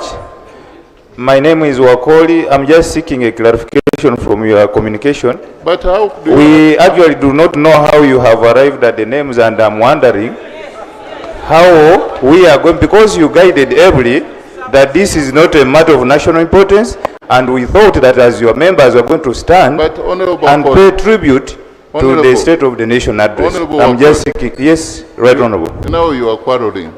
I'm not. A person who quarrels is the one who does not ask permission to speak. When permission is given to you, then you are debating. So there is a formality here. I want to dispose of what I have here, but then I will go back to those that may not have accessed the table, the offices. The whips are giving names to the chairpersons, to the speaker's office. So, Honorable Balaba, 3 minutes, uninterrupted. Thank you very much, Mr. Speaker. My name is Bruce Baraba Kabasa, Member of Parliament for Uganda County West. Mr. Speaker, I want to join the members who have spoken before in the previous days in thanking the President of Uganda for being clear in his statement to the country in the State of Nation address. Mr. Speaker, the President said many things, but he emphasized what he called the word. And Mr. Speaker, the President did indicate that without resources, he mobilized the people in the Capital Corridor to engage in transformation from pastoralism to settlements and eventually to what we are seeing today as production and modernization of that community. Mr. Speaker, I want to relate this to what is happening in our country. In our country today, unlike when the President was engaged in the word, today there is an infrastructure. At the time he gave the word, there was no infrastructure for the civil service and the established structures to participate in mobilizing the people of Uganda. Today, we have a robust local government structure. We have civil servants at the parish and sub-county level, and we have members of parliament and councillors elected by the people of Uganda. The problem at hand, Mr. Speaker, is that the government of Uganda has not established a legal framework that coordinates the work of members of parliament, the work of councillors, together with the work of the technical people. As we speak now, Mr. Speaker, there are roads which are being launched in the country. There are hospitals which are being opened, health centers being opened across the country. And members of parliament are here and spectating on these processes. Mr. Speaker, the infrastructure of the work that the NRM has established, especially after the introduction of UPE, is today disjointed. And in the process of disjointing this infrastructure, it becomes very difficult, Mr. Speaker, for the elected leaders and the local leaders to harmonize in the process of service delivery. Mr. Speaker, in very addition to what the President spoke about, it is important today that the government of Uganda, in implementing the address of the President, works out an organized structure where members of parliament individually without... Next. Honorable Rugumayo, are you there? Honorable Fonopondo?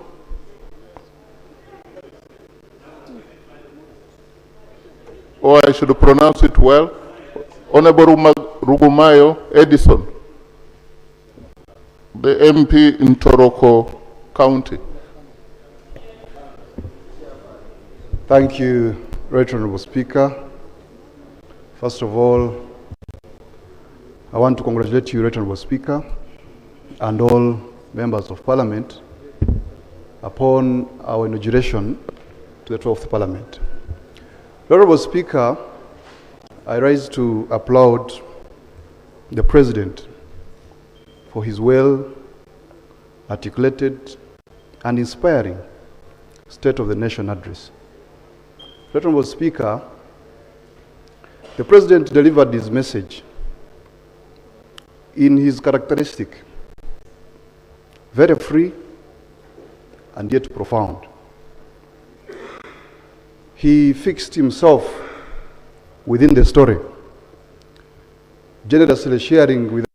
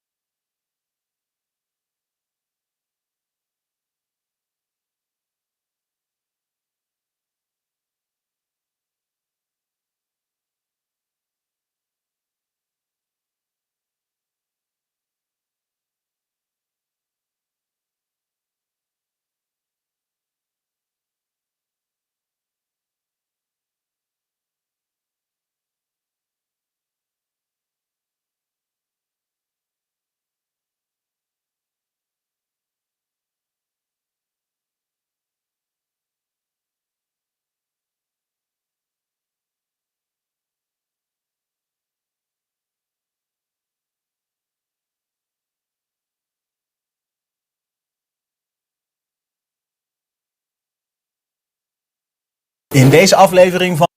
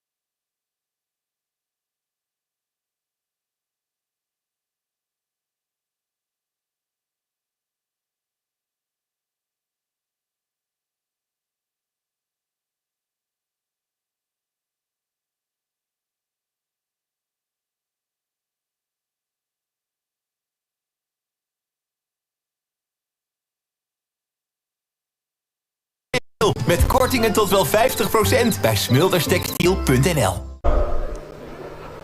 And don't talk about the handholds for our vulnerable villages.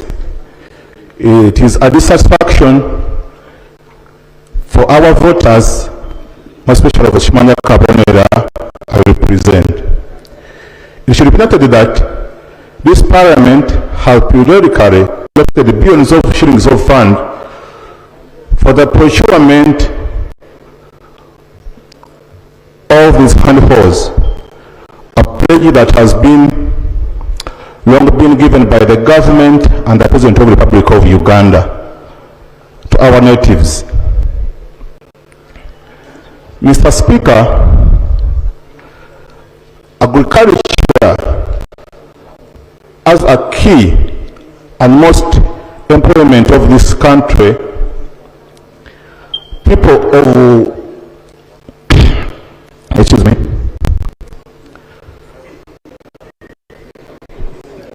Honorable Speaker and colleagues, recently in December 2025, the Lebanese Parliament approved a supplementary budget of 26.12 billion for the Ministry of Agriculture and Animal Industry and Fisheries for the purchase of 7 million handholds for the distribution of farmers.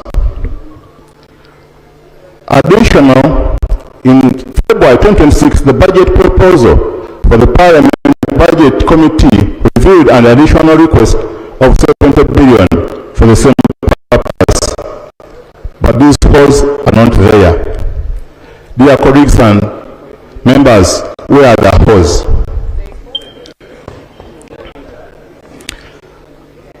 I therefore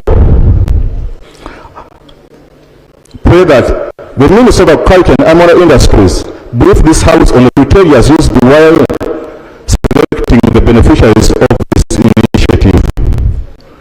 Could we have an audit report to the procurement for procedures and distribution of these funds?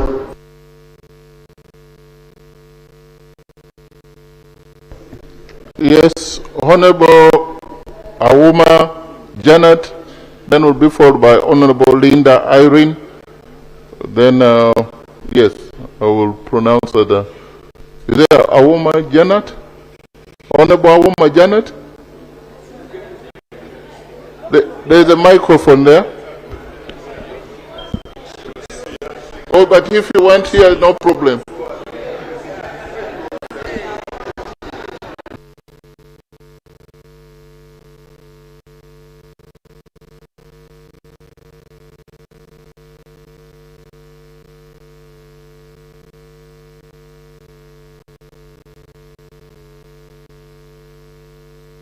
Honorable member, you want to turn on your microphone?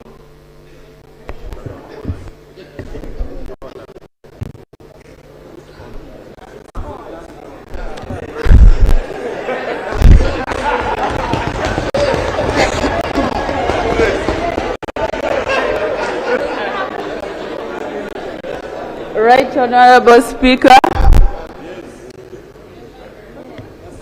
Honorable members of Parliament, ladies and gentlemen,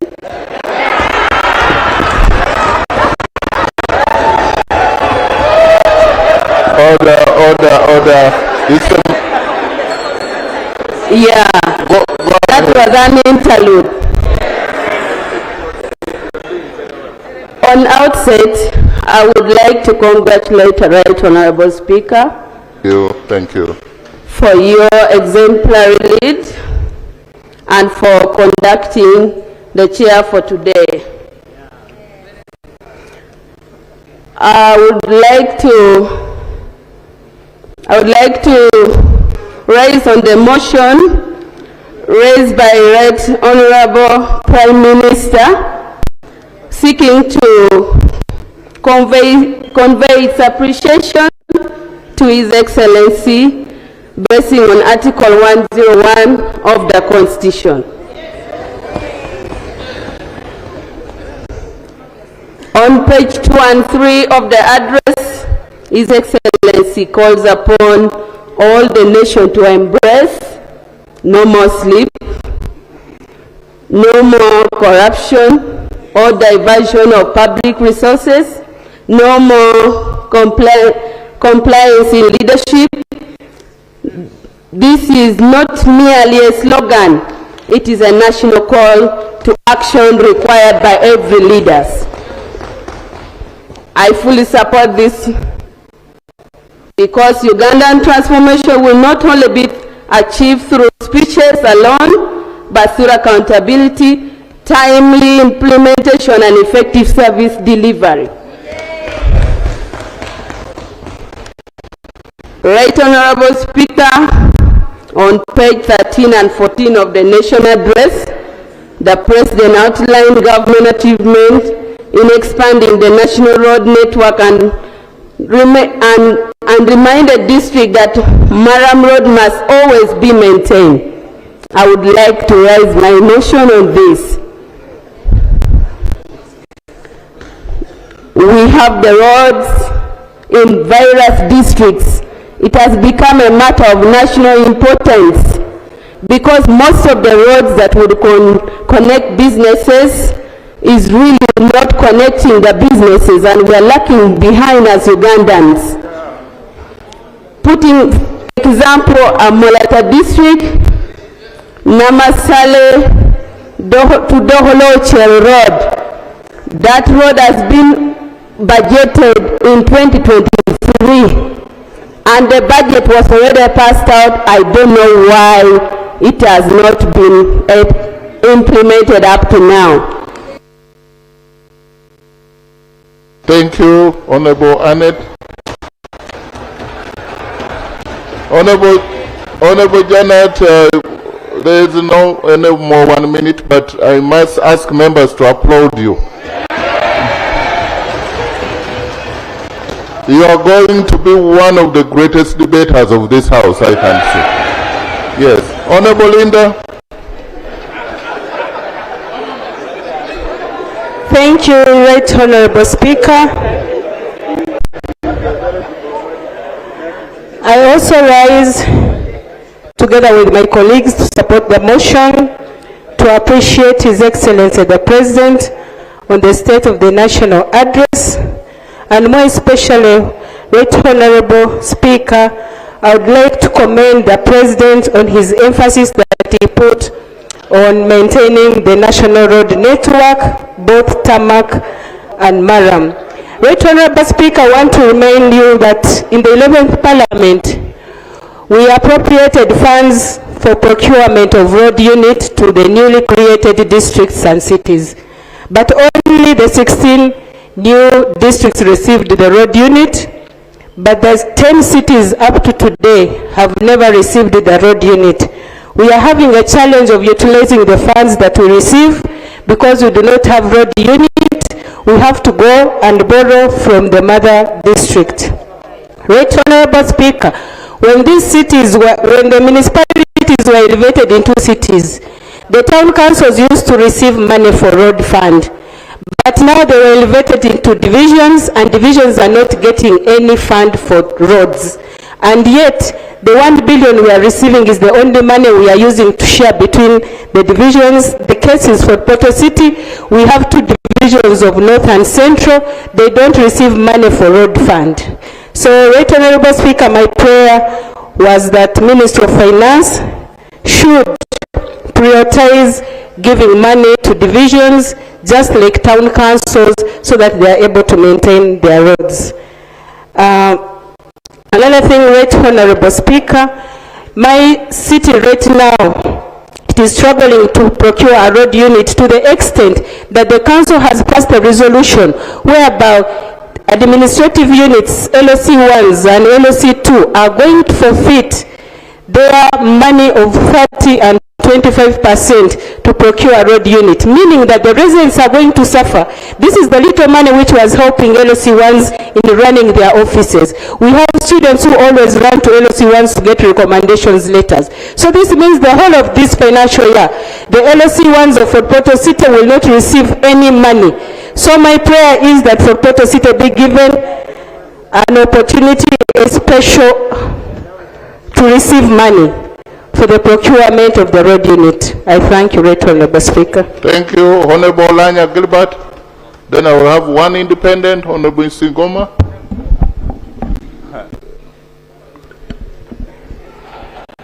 Thank you, Right Right Honourable Speaker, allow me to congratulate you again for being the Speaker of the 12th Parliament. Right Honourable Speaker, His Excellency the President delivered the State of the Nation address, and what he delivered this year is not delivered 30 years ago. His Excellency dwelled seriously on fighting corruption, and he called it Kisanja no more sleeps. Right Honourable Speaker, looking at the situation of Uganda as per now, in terms of corruption, one may think that people of Uganda, those one who claims that in the rightful position, are crazy. Right Honourable Speaker, the level where we have reached, you have seen of recent, where someone would store money in the house like piling books. And wherever we go to implement government activities, Ministry of Finance normally claims that there is no money. Yet someone, those who think that they are well off and well positioned, they keep money in their house. Right Honourable Speaker, I wish the President would have been more serious. Where did you want them to keep the money? Go ahead. Right Honourable Speaker, we have the prescribed financial intelligence that normally falls, and there are proper procedures on withdrawing money from the bank. Because of corruption, someone may connive and withdraw more than 10 billion within 1 hour. Right Honourable Speaker, I am happy that this time the President has opened his eyes. And I've seen he has appointed some few ministers who are quite serious. I saw the Minister of Local Government, Honourable Balam. I'd like to applaud him. He's doing wonder by making sure that the local government accounts for the money given to them. I would like to appreciate him. And, Right Honourable Speaker, I'm also happy that His Excellency appointed some few ministers who are involving in that same scandal. There's a saying in our language that send a thief to catch a thief. I am happy that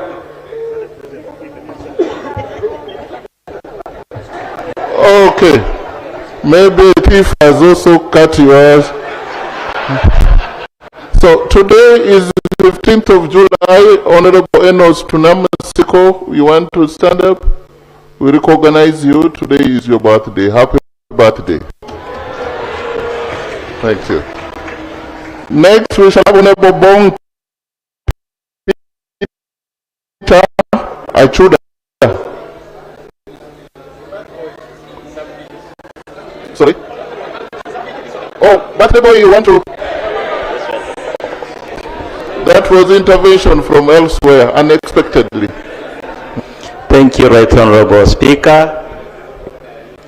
I'm Onesimus Trinamas, Right Honourable, not Enos.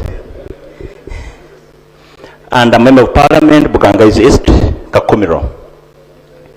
Right Honourable Speaker, I want to thank the Head of State for the State of the Nation address he ably delivered in this House. Right Honourable Speaker, His Excellency mentioned about the critical national roads that government embarked on for tarmacking. Right Honourable Speaker, roads were mentioned from the north to the south, west to the east, and the central here. There is a critical oil road, Right Honourable Speaker, that was omitted by this government, and this is a road from Narweyo, Kisita, Pasana, Nkoko, Masode in Chankwanzi, and then Nkoko to Kakumiro.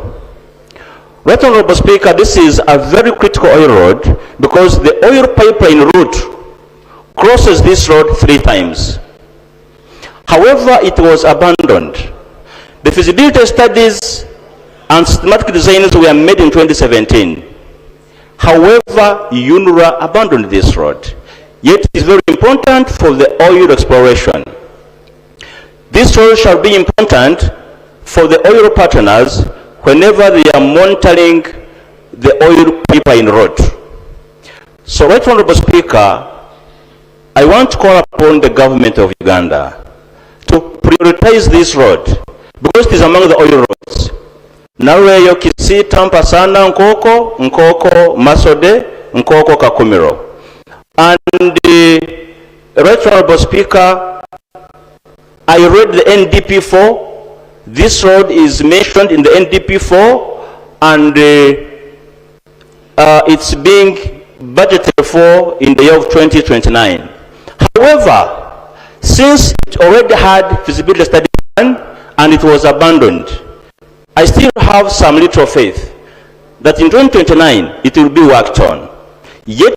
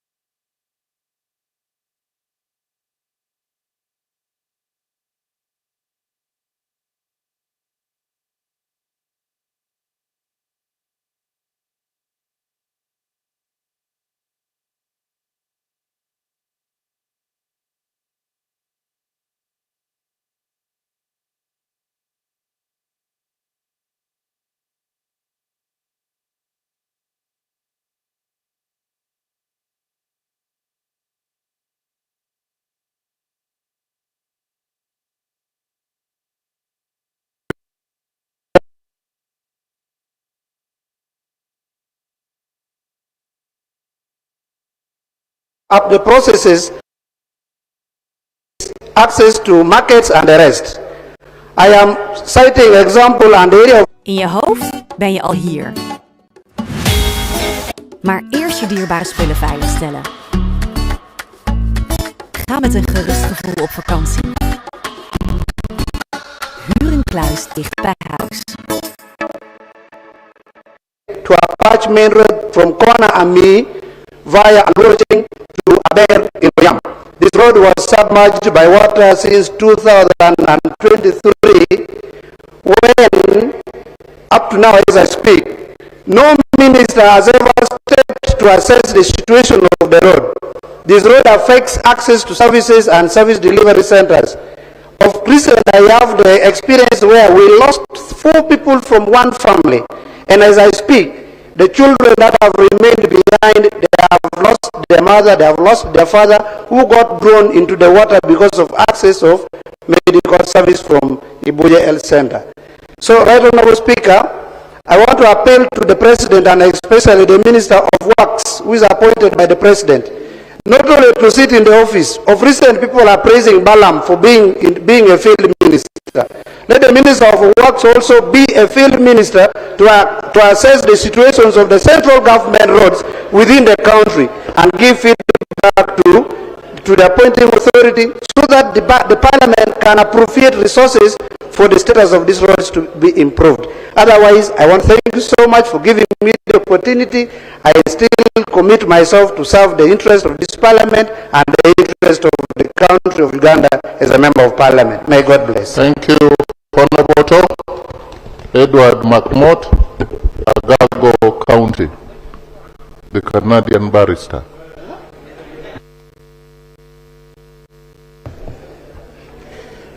Right Honorable Speaker,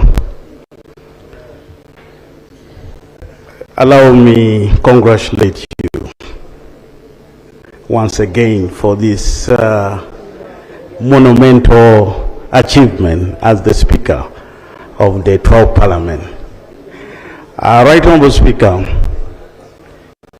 allow me also to join the rest of my colleagues who have supported the motion by the Right Honourable Prime Minister, thanking the President for the precise and inspirational address at the State of Nation address. Right Honourable Speaker, the President spoke about a number of things, but key to me is the issue of infrastructure development. And on this note, Right Honourable Speaker, I cannot leave out the issue of the Moroto Road that over and again we have spoken about. I want to thank government that this is at a design stage, that the National Development Plan has it in place. But I think I want to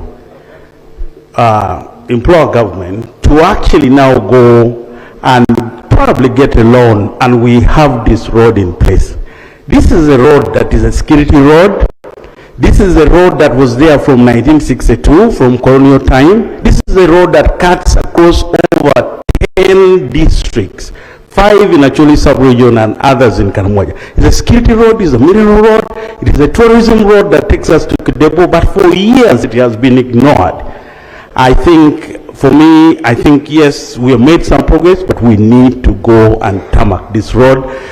At this time when the Acholi sub-region is facing poverty and famine and all this, I think this could help to actually bring some revenue in terms of opening markets and other things.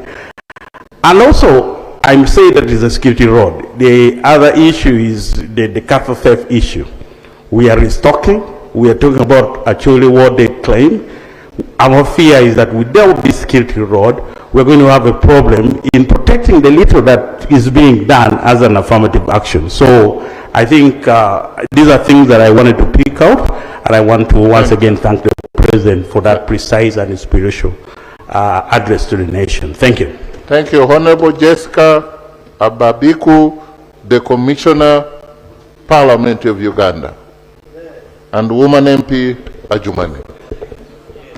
Thank you so much, Right Honourable Speaker. I second the motion. One of the issues that I picked interest in was his elaborate presentation on our performance on health, especially the reduction on infant mortality rate that has reduced from 128 persons per year per 1,000 live births, and also the life expectancy that has reduced from 43 years to 68 years, has increased from 43 to 68 years. If we check our ages, His Excellency the President has done a lot for us to remain alive. And the struggle he did started long time ago when he was still in the bush. In 1984, with others, he orchestrated and developed the 10-point program. And number 6 of it was about health. Consistently, in 1999, the reviewed 10 points program, which came to 15, also maintained matters of health as number 6.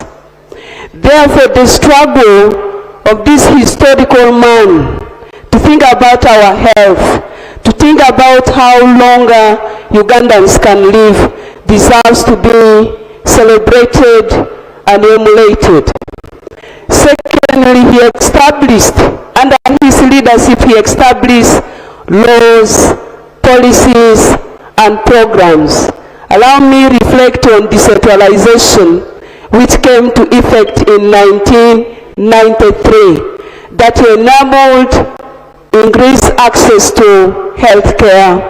Many health institutions got established. However, right from national level to the lower local government levels, we still have gaps. I will implore the government to ensure that Madi sub-region gets a regional referral hospital. It is one of the regions that came into existence from the time of independence.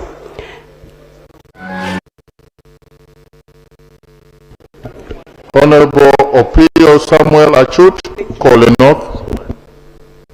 I don't know what your name means, Achut. Thank you, Right Honourable Speaker. I rise to support the motion on the President's State of the Nation address. The State of the Nation address was not just a state of the nation, but a state of socio-economic transformation of our country. It was also not just a speech by the President, but a lecture with evidence-based presentations on the enablers that can help drive our economy tenfold, right from Kole to Kampala.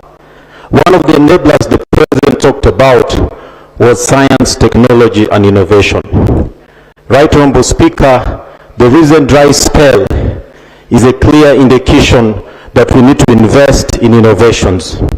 We need seeds that will not only grow during the rain, but also thrive during the dry season. Seeds that will be early maturing, instead of 90 days, can mature in 30 days.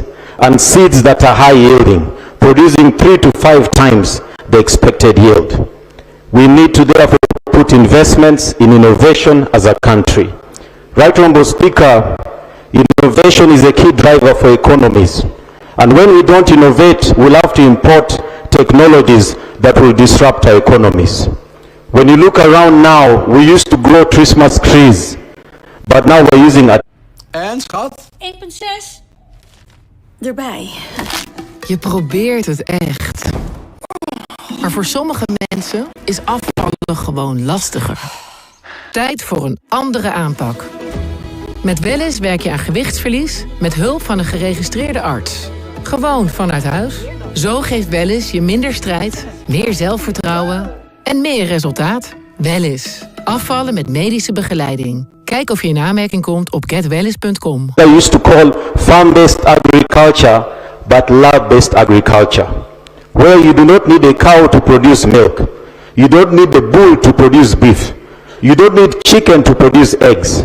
All you need is just a few animal cells and plant cells grown in a lab, matured in the lab, and you have millions of liters of milk and also tons of beef. That is a threat to our economy, and it's a disruptive technology. And they are calling it climate smart agriculture because you need less than 95% of the land, less than 90% of the water. And these are already in commercial stages, even in the supermarkets abroad. We already have such lab-grown foods. So I want to appeal that we strengthen science, technology, innovation in agriculture, support our traditional agricultural systems so that we can meet global demand, so that we move away from some of these disruptive technologies that can disrupt our economies and affect. Honorable Singoma, Independent. Honorable Singoma, Dr. Patrick Mwesigwa, yes. MP Hoima City East. The count is now 3 minutes. Yes. Thank you very much, Right Honourable Speaker. Right Honourable Speaker, let me join also the rest of my colleagues to congratulate you upon your election, that office of Speaker. Right Honourable Speaker, I'm raising on the matter of the presidential address. I noticed that the President did not talk much about the AFCON projects, and I realized that we have quite a number of AFCON projects going on in Hoima, and especially in my constituency. And some of these, and most of these actually involve construction of roads and some work currently ongoing on the Hoima National Stadium. Right Honorable Speaker, both the leadership and the communities are largely uninformed about these projects. There are two key ministries which are involved, the Ministry of Works and Transport and the Ministry of Education and Sports. The ministers here have largely remained very silent regarding the progress of the projects, leading to a lot of ignorance by both the leadership and the population. And this is very counterproductive, right, Honorable Speaker, because these are people, or we are the people who are on the ground, and therefore should be aware of what is going on so that we get involved, we are on board on these projects. And ministers, and I've discussed this with Minister Ogwanga at some stage, but this is a man whom you agree on one thing and he does another. You see, that's the problem with this minister. And it's unfortunate he came back in that docket. Honorable Bahati, you take note.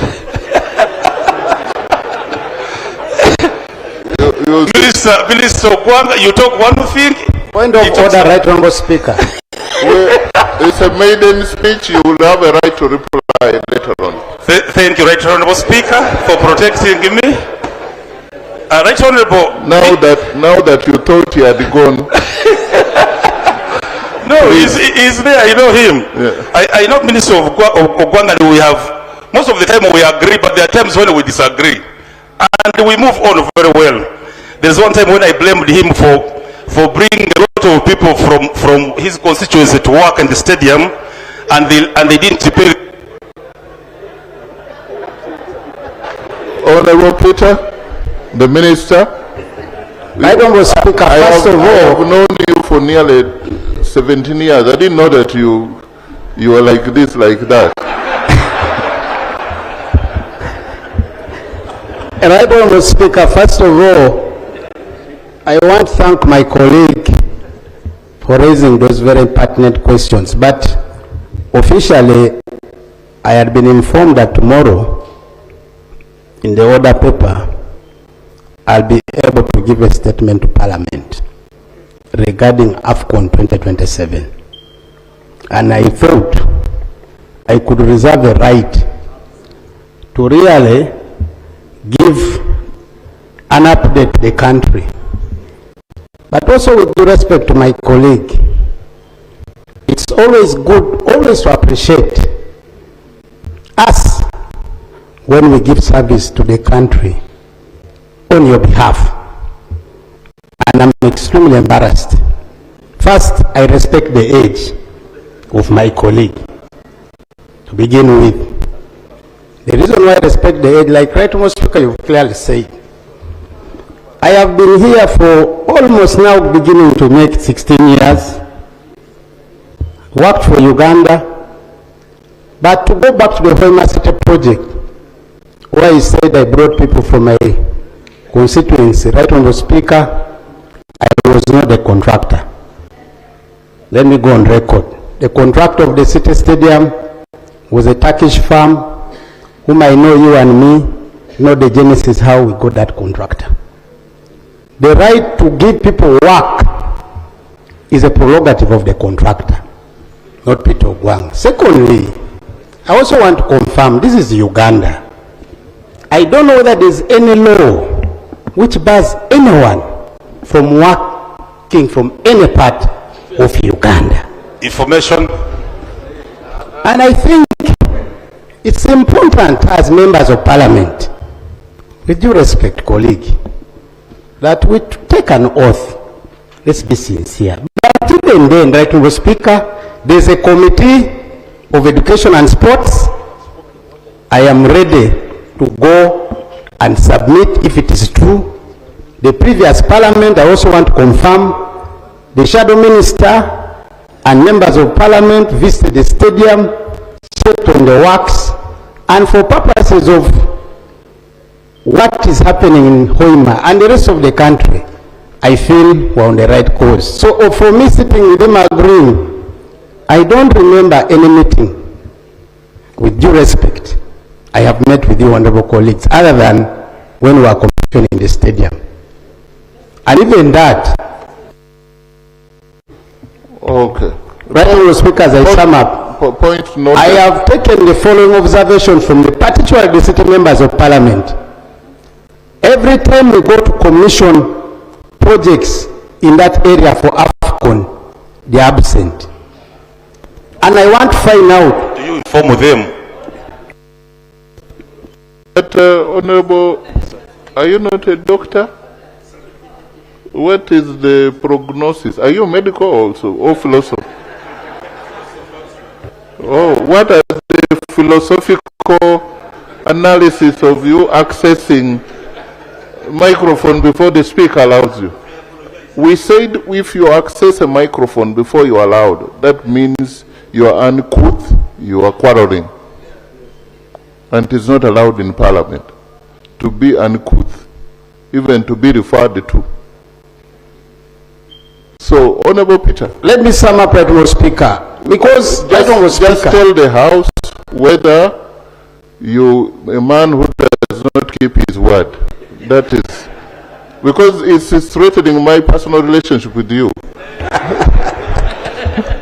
Right, Honorable Speaker, I want to be what I am, and I'm actually one person who does not believe in life of being what I am now before this August House.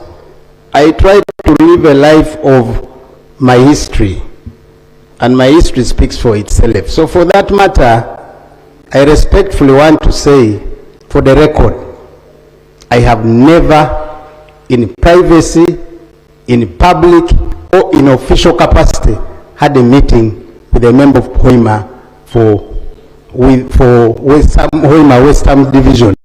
Never. And I want to say this because I'm in the National Assembly of Uganda. Number two, it's important he respects me as a member of parliament and a colleague. I thank you. And you also respect him as a... And I also, as a member, a colleague, and one, the area where I have projects in line with my line of duty. I thank you. Okay. Members, that was, let's avoid personal attacks. I thought that you people went through orientation. I will not, and induction. Now, let me have Honorable Angwech Collins. Angwech Collins? How can you have, is it Collins or something? Right, Honorable Speaker, it's Angwech Colin. Colin. Okay. Thank you so much, Right Honorable Speaker, for giving me this opportunity. Once again, my name is Angwech Colin. I'm a member of Parliament representing the people of Kyoga County, Amolata District. I listened very carefully as the President gave the State of Nations address, and when he spoke specifically about moving the Uganda's economy through commercial agriculture and industrialization, I picked interest in industrialization. And Right Honorable Speaker, I think if we must move the economy successfully, we have to look at these sectors based on economic activity of an area, natural resources, and comparative advantage of that area. I want to speak to fisheries sector, specifically on Lake Kyoga in Amolata District. I hail from Amolata District, and I must tell you, Right Honorable Speaker, Amolata needs a fisheries industrial park. If Amolata people must progress and benefit in moving into a money economy, for most of us who have lived, born and lived in a landing site, we know that our lives revolve around fishing. We fish to send our children to school, to access medical care, and it is the biggest source of income for our young people. Right Honorable Speaker, recently government has been enforcing regulations on the lake. Some of these regulations have left our people without the source of their livelihoods. The government of Uganda asked our people to acquire the right fishing equipment. We sold land, our people sold their cattle to buy these fishing equipment. After buying these equipment, now the new enforcements have reduced the number of fishing boats per gazetted landing site to only 30 from over hundreds of licensed fishing boats. Right Honorable Speaker, we need these numbers increased. Most of our people have been left without jobs. But also to complement the government's efforts in preserving the lake, we need an alternative activity that would enable employment. Honorable Nakawede.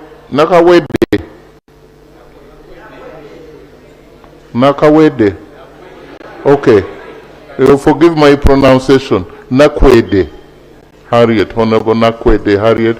Woman MP of Kayunga, my neighbor in Mukono. The floor is yours at 3 minutes.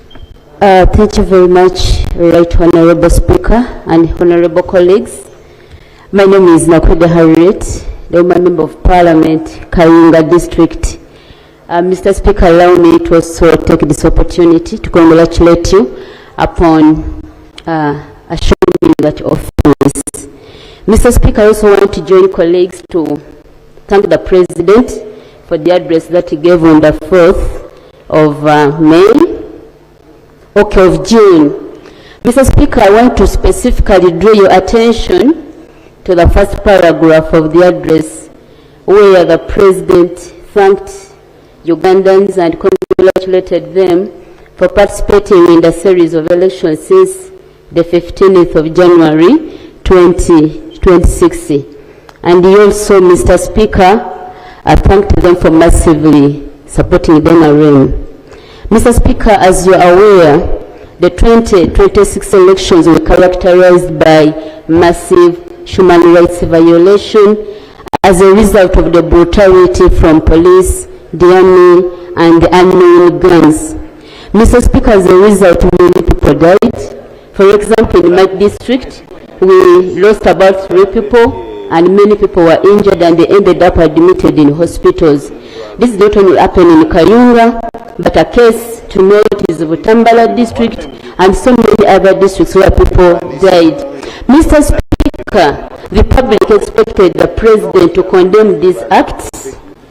The mothers who lost their children, the wives who lost their husbands, the surviving victims, Mr. Speaker, expected the President to condemn these acts and also, where possible, give an apology.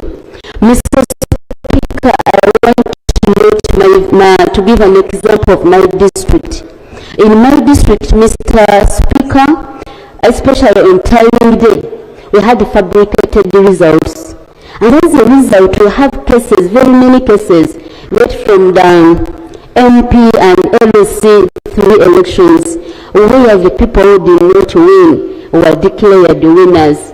If you got a different local council 3, 5, and probably even here in Parliament, we have people who won. People were declared, but actually when they used fabricated results. Mr. Speaker, it's our noble duty as members of this Parliament. The fabrication of only heard about Kayunga. Are you one of those with the fabricated? I am saying we had very many cases where results are fabricated and the members were declared, and you might even think, you might even realize that we could even be having some of them in this house. Well, was just warning you that when you are near. Mr. Speaker. I thought your minute is done. Yeah. Honorable Cheyune Ivan. And then I will mix. Thank you very much, Right Honorable Speaker. My name is Ivan Cheyune, representing the people of Nakasongola. I listened to the President's address, actually when he acknowledged the contribution coming from dairy products and meat products. The President says that the cattle corridor is contributing economically to the coffers of the government, but I would like to draw his attention that areas coming from the cattle corridor, especially Nakasongola, would have contributed much better if his pledges are fulfilled. The President has pledged severally to the people of Nakasongola, and we have not seen such pledges.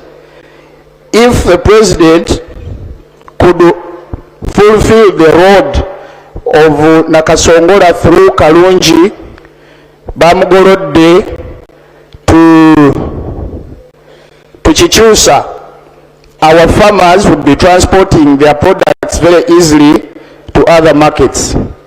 He has pledged for over 20 years electricity.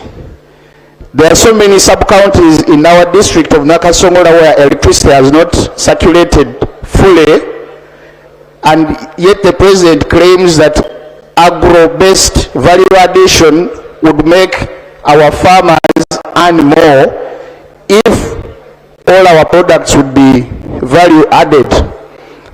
When I was watching his speech, he has always promised to help our farmers with irrigation.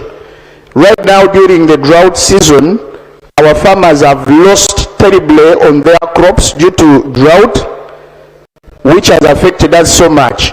It is quite disappointing that we have Lake Choga, where we would tap in to irrigate and give enough water to our cattle rearers. We have River Kafo, still government has not taken advantage. We have River Lugogo. We will not be suffering with drought severely if government had helped our farmers with irrigation. And finally, Mr. Speaker, I've seen severally when the President is giving evidence of people who have benefited from PDM using media. The Nation Media Group has always aired social news about poverty, the epidemic, gender-based violence. NTV has contributed. Honorable Peggy Joy Wako, let's hear from a female elder. What a good mix.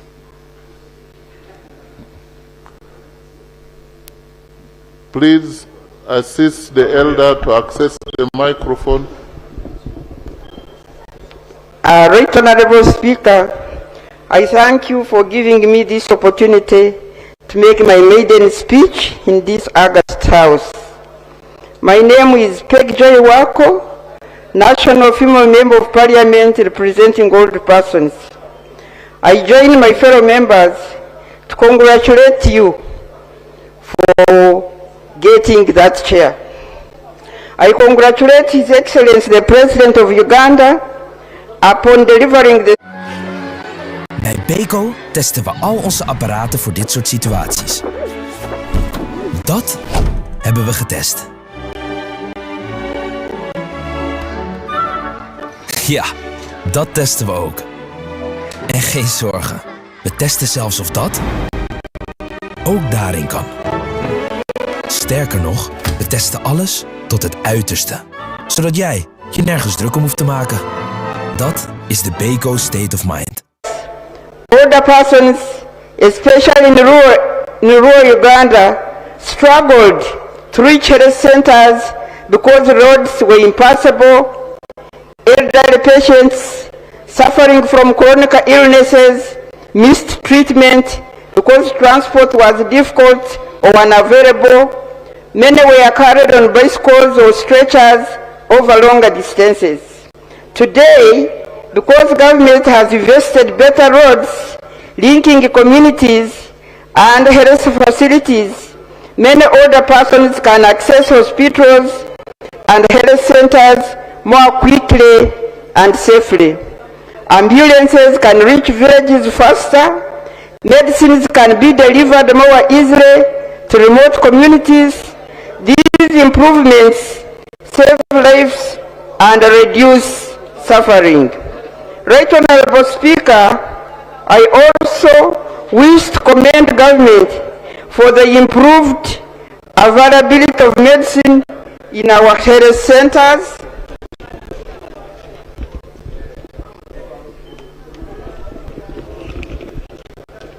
and highlight in the State of the Nation address. This has greatly improved the health of all persons. Right Honorable Speaker, due to improved transport, children and relatives can visit their elderly parents more easily. Older persons can participate in places of worship, markets, community meetings, and social gatherings, reducing loneliness and social isolation. The improved transport network has also enabled older families. Honorable MP Bududa, District Woman MP.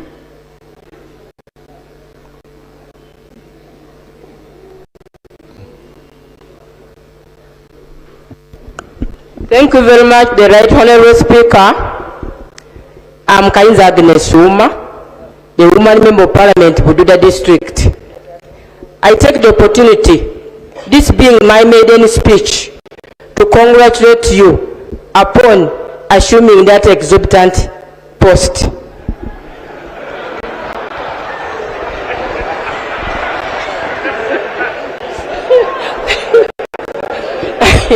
I stand to appreciate and second the visionary speech of His Excellency, the President of the Republic of Uganda, in the State of the National Address. In his speech, he emphasized a lot of the issues that were emphasized or outlined in the speech. I have picked interest in one, that is commercial agriculture, among others. Honorable, Right Honorable Speaker and honorable colleagues, just have a thought, a second thought over this Bududa district. Bududa district is vulnerable.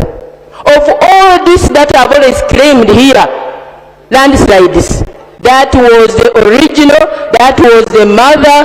Remember the calamity of 2010, how massively lives were lost in Buda Hospital, in Buda district. So I appreciate the speech and all the promises by His Excellency, but this one remains a hiccup across my mind. Remember, in the whole district, all dishes that you people have always gone, they are Tamaka roads. This one, the road which is tested as Bubulo, Bududa, Satua Road. In most of the budgets it exists, it appears. When you cross through the NRM manifesto, it is well stated. When His Excellency came to Bududa for campaign, of all requests that had been made, he promised the road. But it remains a challenge, because the road, it doesn't appear anywhere, it is not talked about. It remains a challenge to us, all the MPs who are coming from there, not only me. We stand to lose our posts because of this road. We don't have any Tamaka road, it's the only road. By then when we talk about commercial agriculture, in Bududa when you talk about an acre, somebody will open their eyes widely. What is an acre? Because of land fragmentation, hence shortage of land. We don't practice that. Instead, it is intensive agriculture where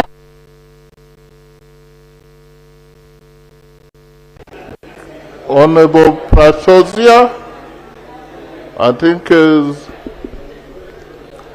Yes. Thank you, Mr. Speaker. It's my maiden speech. Allow me to congratulate you on attaining this high office. Allow me also to thank the President for the State of Nation address. I picked a number of issues. One is on an attempt to eliminate poverty, SDG number 1. The issue of getting everybody into the money economy and infrastructure. In my constituency, Ndorwa East, we need affirmative action. For 20 years, we have missed all the good things offered by the NRM government. For example, my people of Maziwa sub-county, they were affected by the 1994 Rwandan war. We lost 36 people and over 800 people lost their assets. For over 30 years, they have never been compensated. I'm sure if they get this compensation, it will reduce poverty in their home states. Mr. Speaker, we have a problem in parts of Buhara sub-county. The network in areas of Rwantambara, Ntarabana is affected by the strong telecom network of Rwanda. My people need a boost of their telecom network so that they can also communicate. Mr. Speaker, we have 2 dams in my constituency. They are all located in Maziba, the old Maziba Dam and Muvumbe Dam. But the people of Kahondo, the people of Kavu, the people of Chigarama, they all live in darkness. Yet we have 2 dams. Can we be helped? And the dam, the old dam of Maziba is revamped. Can we be helped? Muvumbe Dam gives power to the people who live nearby. Because people are wondering how they can be producing power and they don't have power. Mr. Speaker, I have another problem in Chanamira, in a place called Kabaraga. There is a risk of another Chitezi in the courts in my constituency. The land fill has reached its maximum carrying capacity. Anytime we get the rains, everything could go down and it could carry. Honorable Emmanuel Diara Wepukuru, Bulambuli County. Omkukumwen.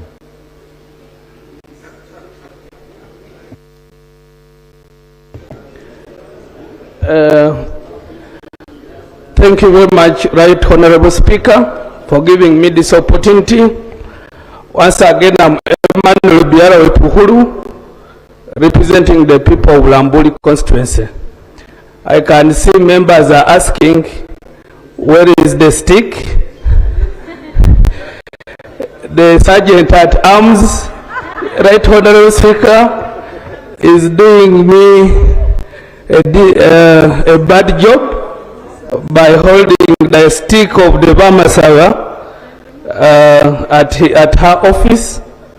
But I want to also inform the honorable members of parliament, especially the male members, that you all have sticks. But it is only mine that is visible, yours is not visible. In my 3 minutes, I want to take this opportunity. Order. Clarification, Right Honorable Speaker. Please. It's order. There is no order, there is nothing.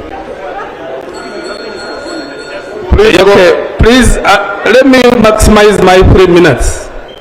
And don't use bad examples. Okay. Thank you very much, Right Honorable Speaker.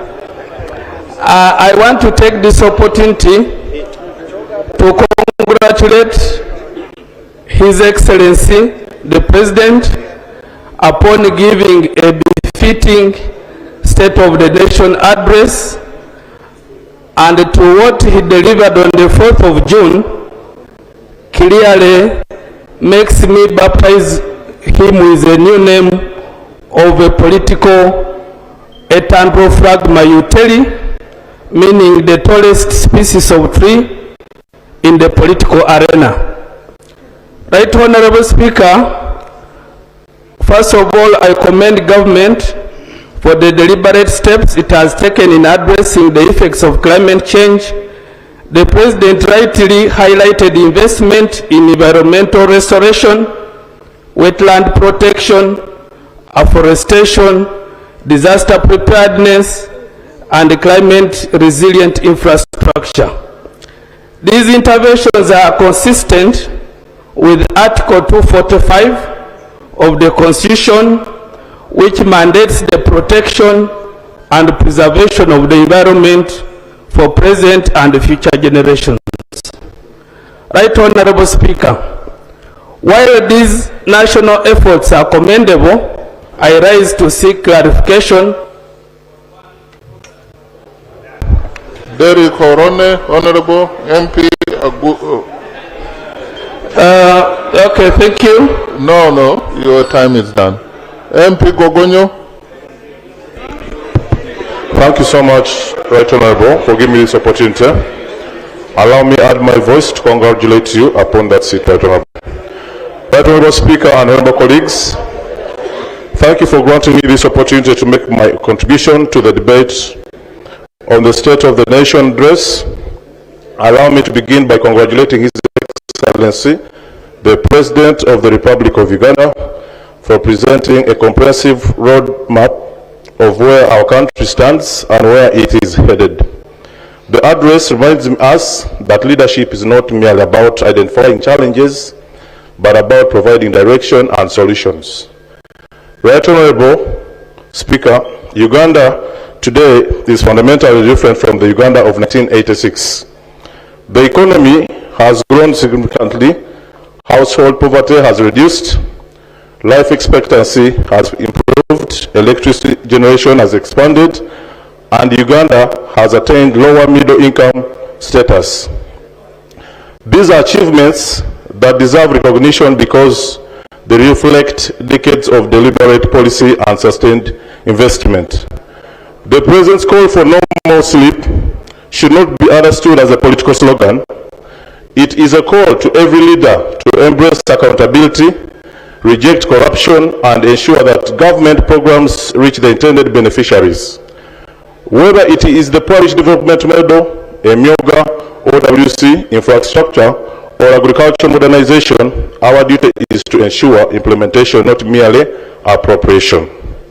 Right Honorable Speaker, as leaders, we must now shift our focus from debating intentions to measuring impact.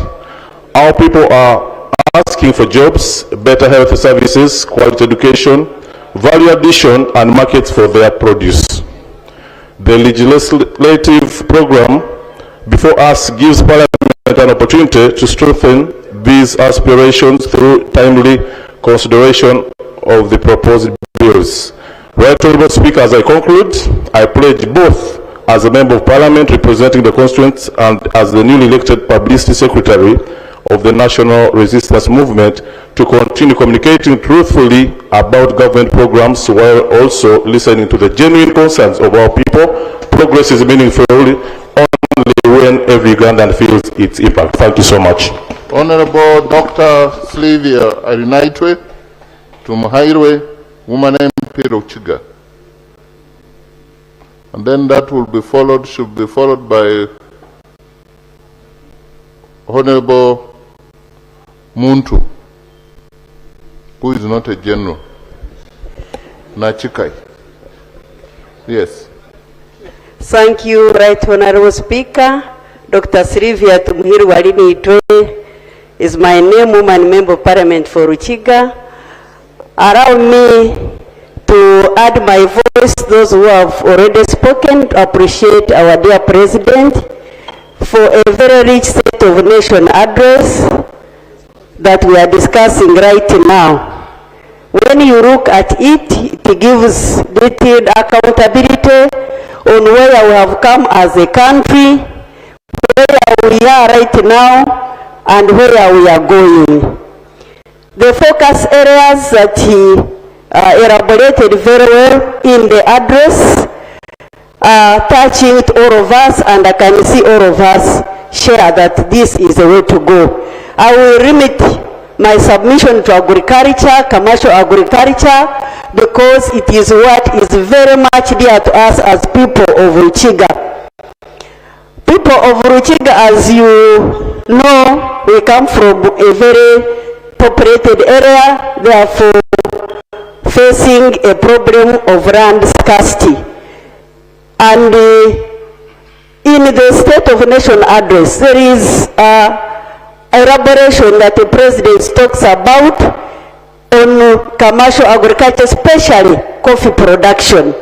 We have decided to embrace the issue of coffee production as Ruchiga people, because it is what can help us considering the challenge of scarcity of land, because it grows well with other crops, so you get other crops and as well you get your coffee. There was a program that was recently launched in Ruchiga by State House local content about the National Coffee Program. That program came to us because we had already made some steps towards coffee production. It was presided over by Vice President, and we had a special guest, the Minister of Investment, Minister of State for Investment, Madam Amina. During that launch, we pleaded with the team about the need for coffee seedlings and a harrowing machine for one of the sub-counties which grows a lot of coffee. And they promised to come to our rescue. Rains are coming, farmers have already dug their holes, and we are looking forward to receiving the seedlings. We know there could be some pressure. Honorable Naki Julius Muntu. My name is Julius Nachi, MP of Dadiri County, East in Sironko District. I rise to support the motion. However, let me make the following submission. One of the key pillars of the 10-fold growth strategy that has been advanced by government is digital transformation and financial inclusion. However, this pillar is being defeated by high mobile money charges. I will be moving a formal motion later on to urge that we urge government to see how we can review the mobile money charges, which are prohibitive to the greatest population. Now, why do I want government to review this? It is because of the following. One, our people have resorted to cash transactions because they fear mobile money charges. And the danger with that is that now government is spending a lot of money printing new notes to replace old notes because people are using cash so much. I read the central bank report of 2025. It showed that the government spent 194 billion to print new notes. At the same time, what we earned from mobile money was 173 billion. So we already made a loss, meaning if we had promoted e-payments, we would probably not be spending much on printing money. Secondly, our president is talking of regional integration. Regional integration in terms of the economy, we must align our tax policies with our neighbors. Uganda is taxing mobile money on 3 fronts. One, capital 0.5%. Whenever you withdraw, they take 0.5%. Two, they are taxing withholding tax 15% on commissions earned by telecom companies. Three, they are taxing 10% on commissions earned by mobile money agents. Our neighbors are only taxing 2 bases. They are taxing income earned by the telecom companies and the agents. So for us, we have 3. My argument is that we should do away with the third base, which is the 0.5%, or we reduce it to half. what is the implication of reducing by half? If we reduce by half, a study has been conducted by some NGO and the MTN that once we reduce our mobile money charges, we are going to draw a big population into the formal sector. And that will mean that we are widening the tax base. When we widen the tax base, it means we shall earn more taxes. The study specifically says that we shall be earning 80 billion more above the current earnings if we were to reduce our mobile money rate from 0.5 to 0.025%. Secondly, because of these cash businesses, our people are taking a lot of risk. In Mbale, people travel with big money to Kampala because they don't want to use e-payments. And also, these mobile money charges are affecting the local people more.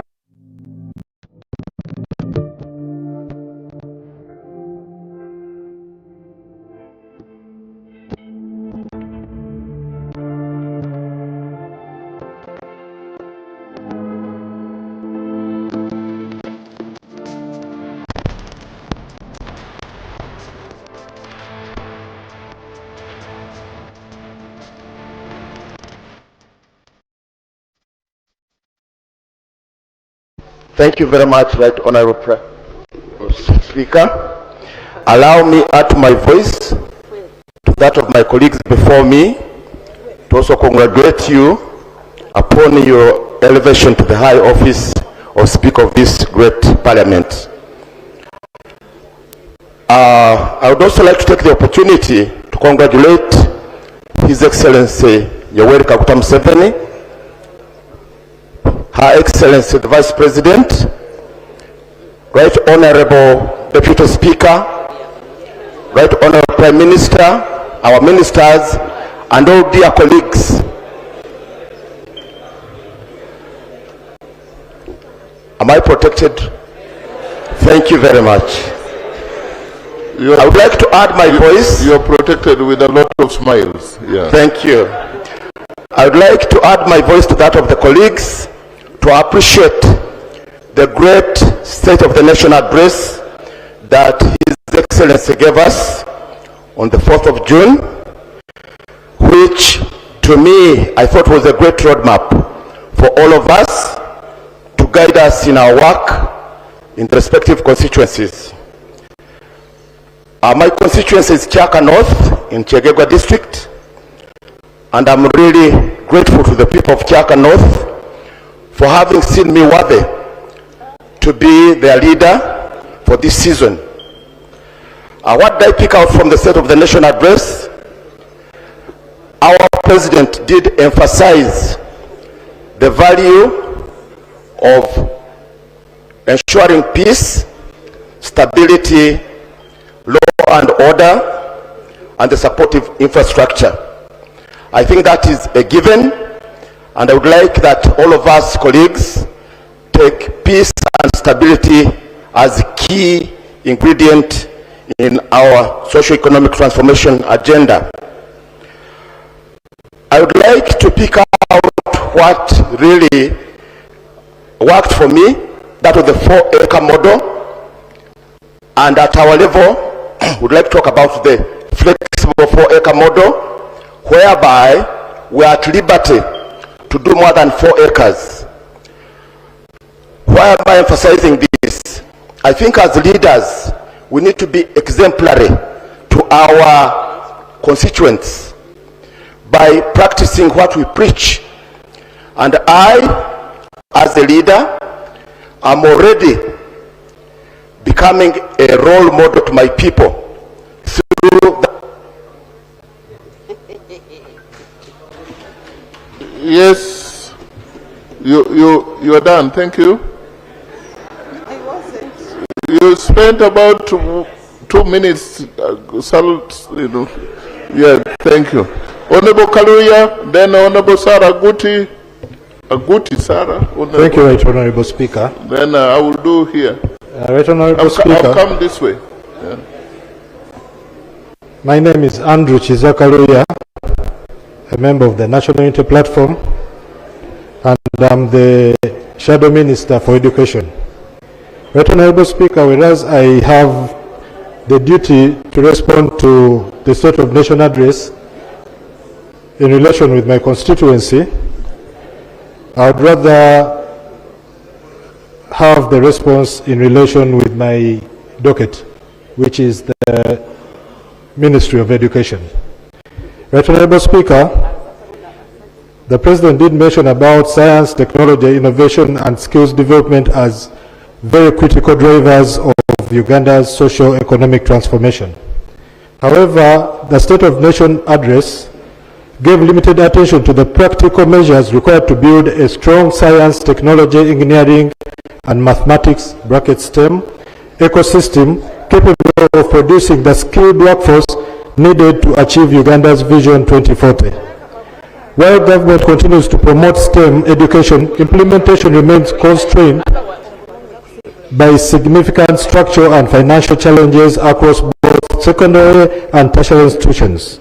At the secondary school level, many schools continue to face inadequate science laboratories, poor equipped workshops, insufficient ICT infrastructure, unreliable internet connectivity, shortages of modern teaching and learning materials, and overcrowded classrooms. These challenges are compounded by an inadequate number of qualified STEM teachers, limited opportunities for continuous professional development, and insufficient funding to effectively implement the competence-based curriculum. Consequently, many learners complete secondary education without acquiring the practical, scientific, and technological competencies required for higher education or the labor market. At the tertiary level, Right Honorable Speaker, universities and other higher education institutions continue to grapple with inadequate funding for research, innovation, and commercialization of scientific discoveries. Many institutions rely heavily on donor-funded research projects, while locally generated innovations struggle to progress beyond the prototype stage due to limited access to research, grants, incubation centers, venture capital, and strong industry partnerships.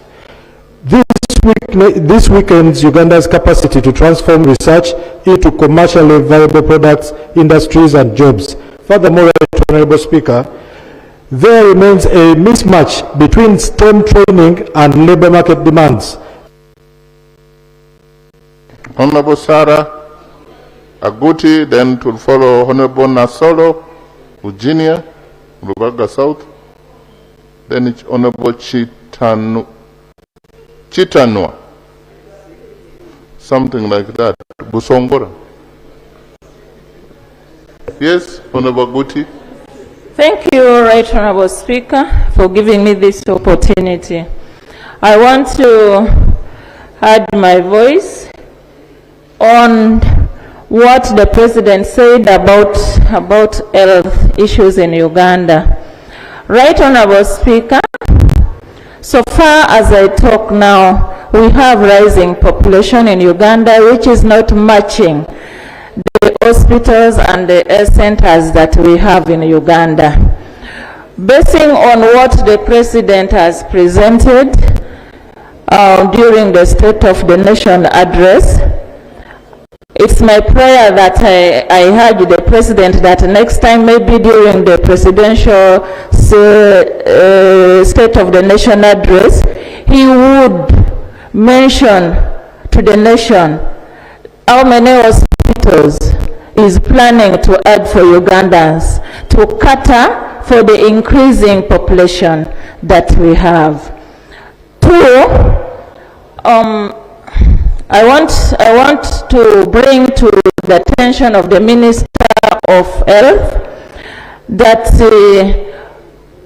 we have only one referral hospital in Lango sub-region, which is not accommodating all the referrals which is sent from all Lango sub-region. So I was requesting the Minister of Health to go visit Lira Regional Referral Hospital and see the state at which people are operating there. Because many people are sleeping on the ground, they have less beds. Most beds are given to the people who are operated. Right Honorable Speaker, it's my prayer that they take this as serious because somebody has gone for treatment and again sleeping on the ground. I want to thank you. Thank you. Honorable Nasoro, Virginia, Lubaga South. You see? Okay.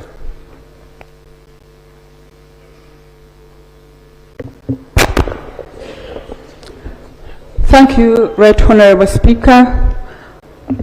My name is Nasolo Eugenia. I represent Rubaga South constituency. Right Honorable Speaker, I rise to bring to the attention of this August House the need to improve the health sector of Rubaga South and the entire division that requires our urgent intervention.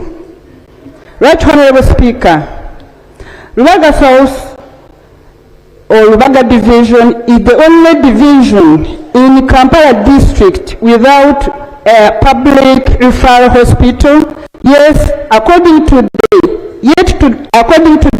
2024 National Population and Housing Census, Rubaga Division is a home to 410,400 residents, representing a massive and highly dense urban population.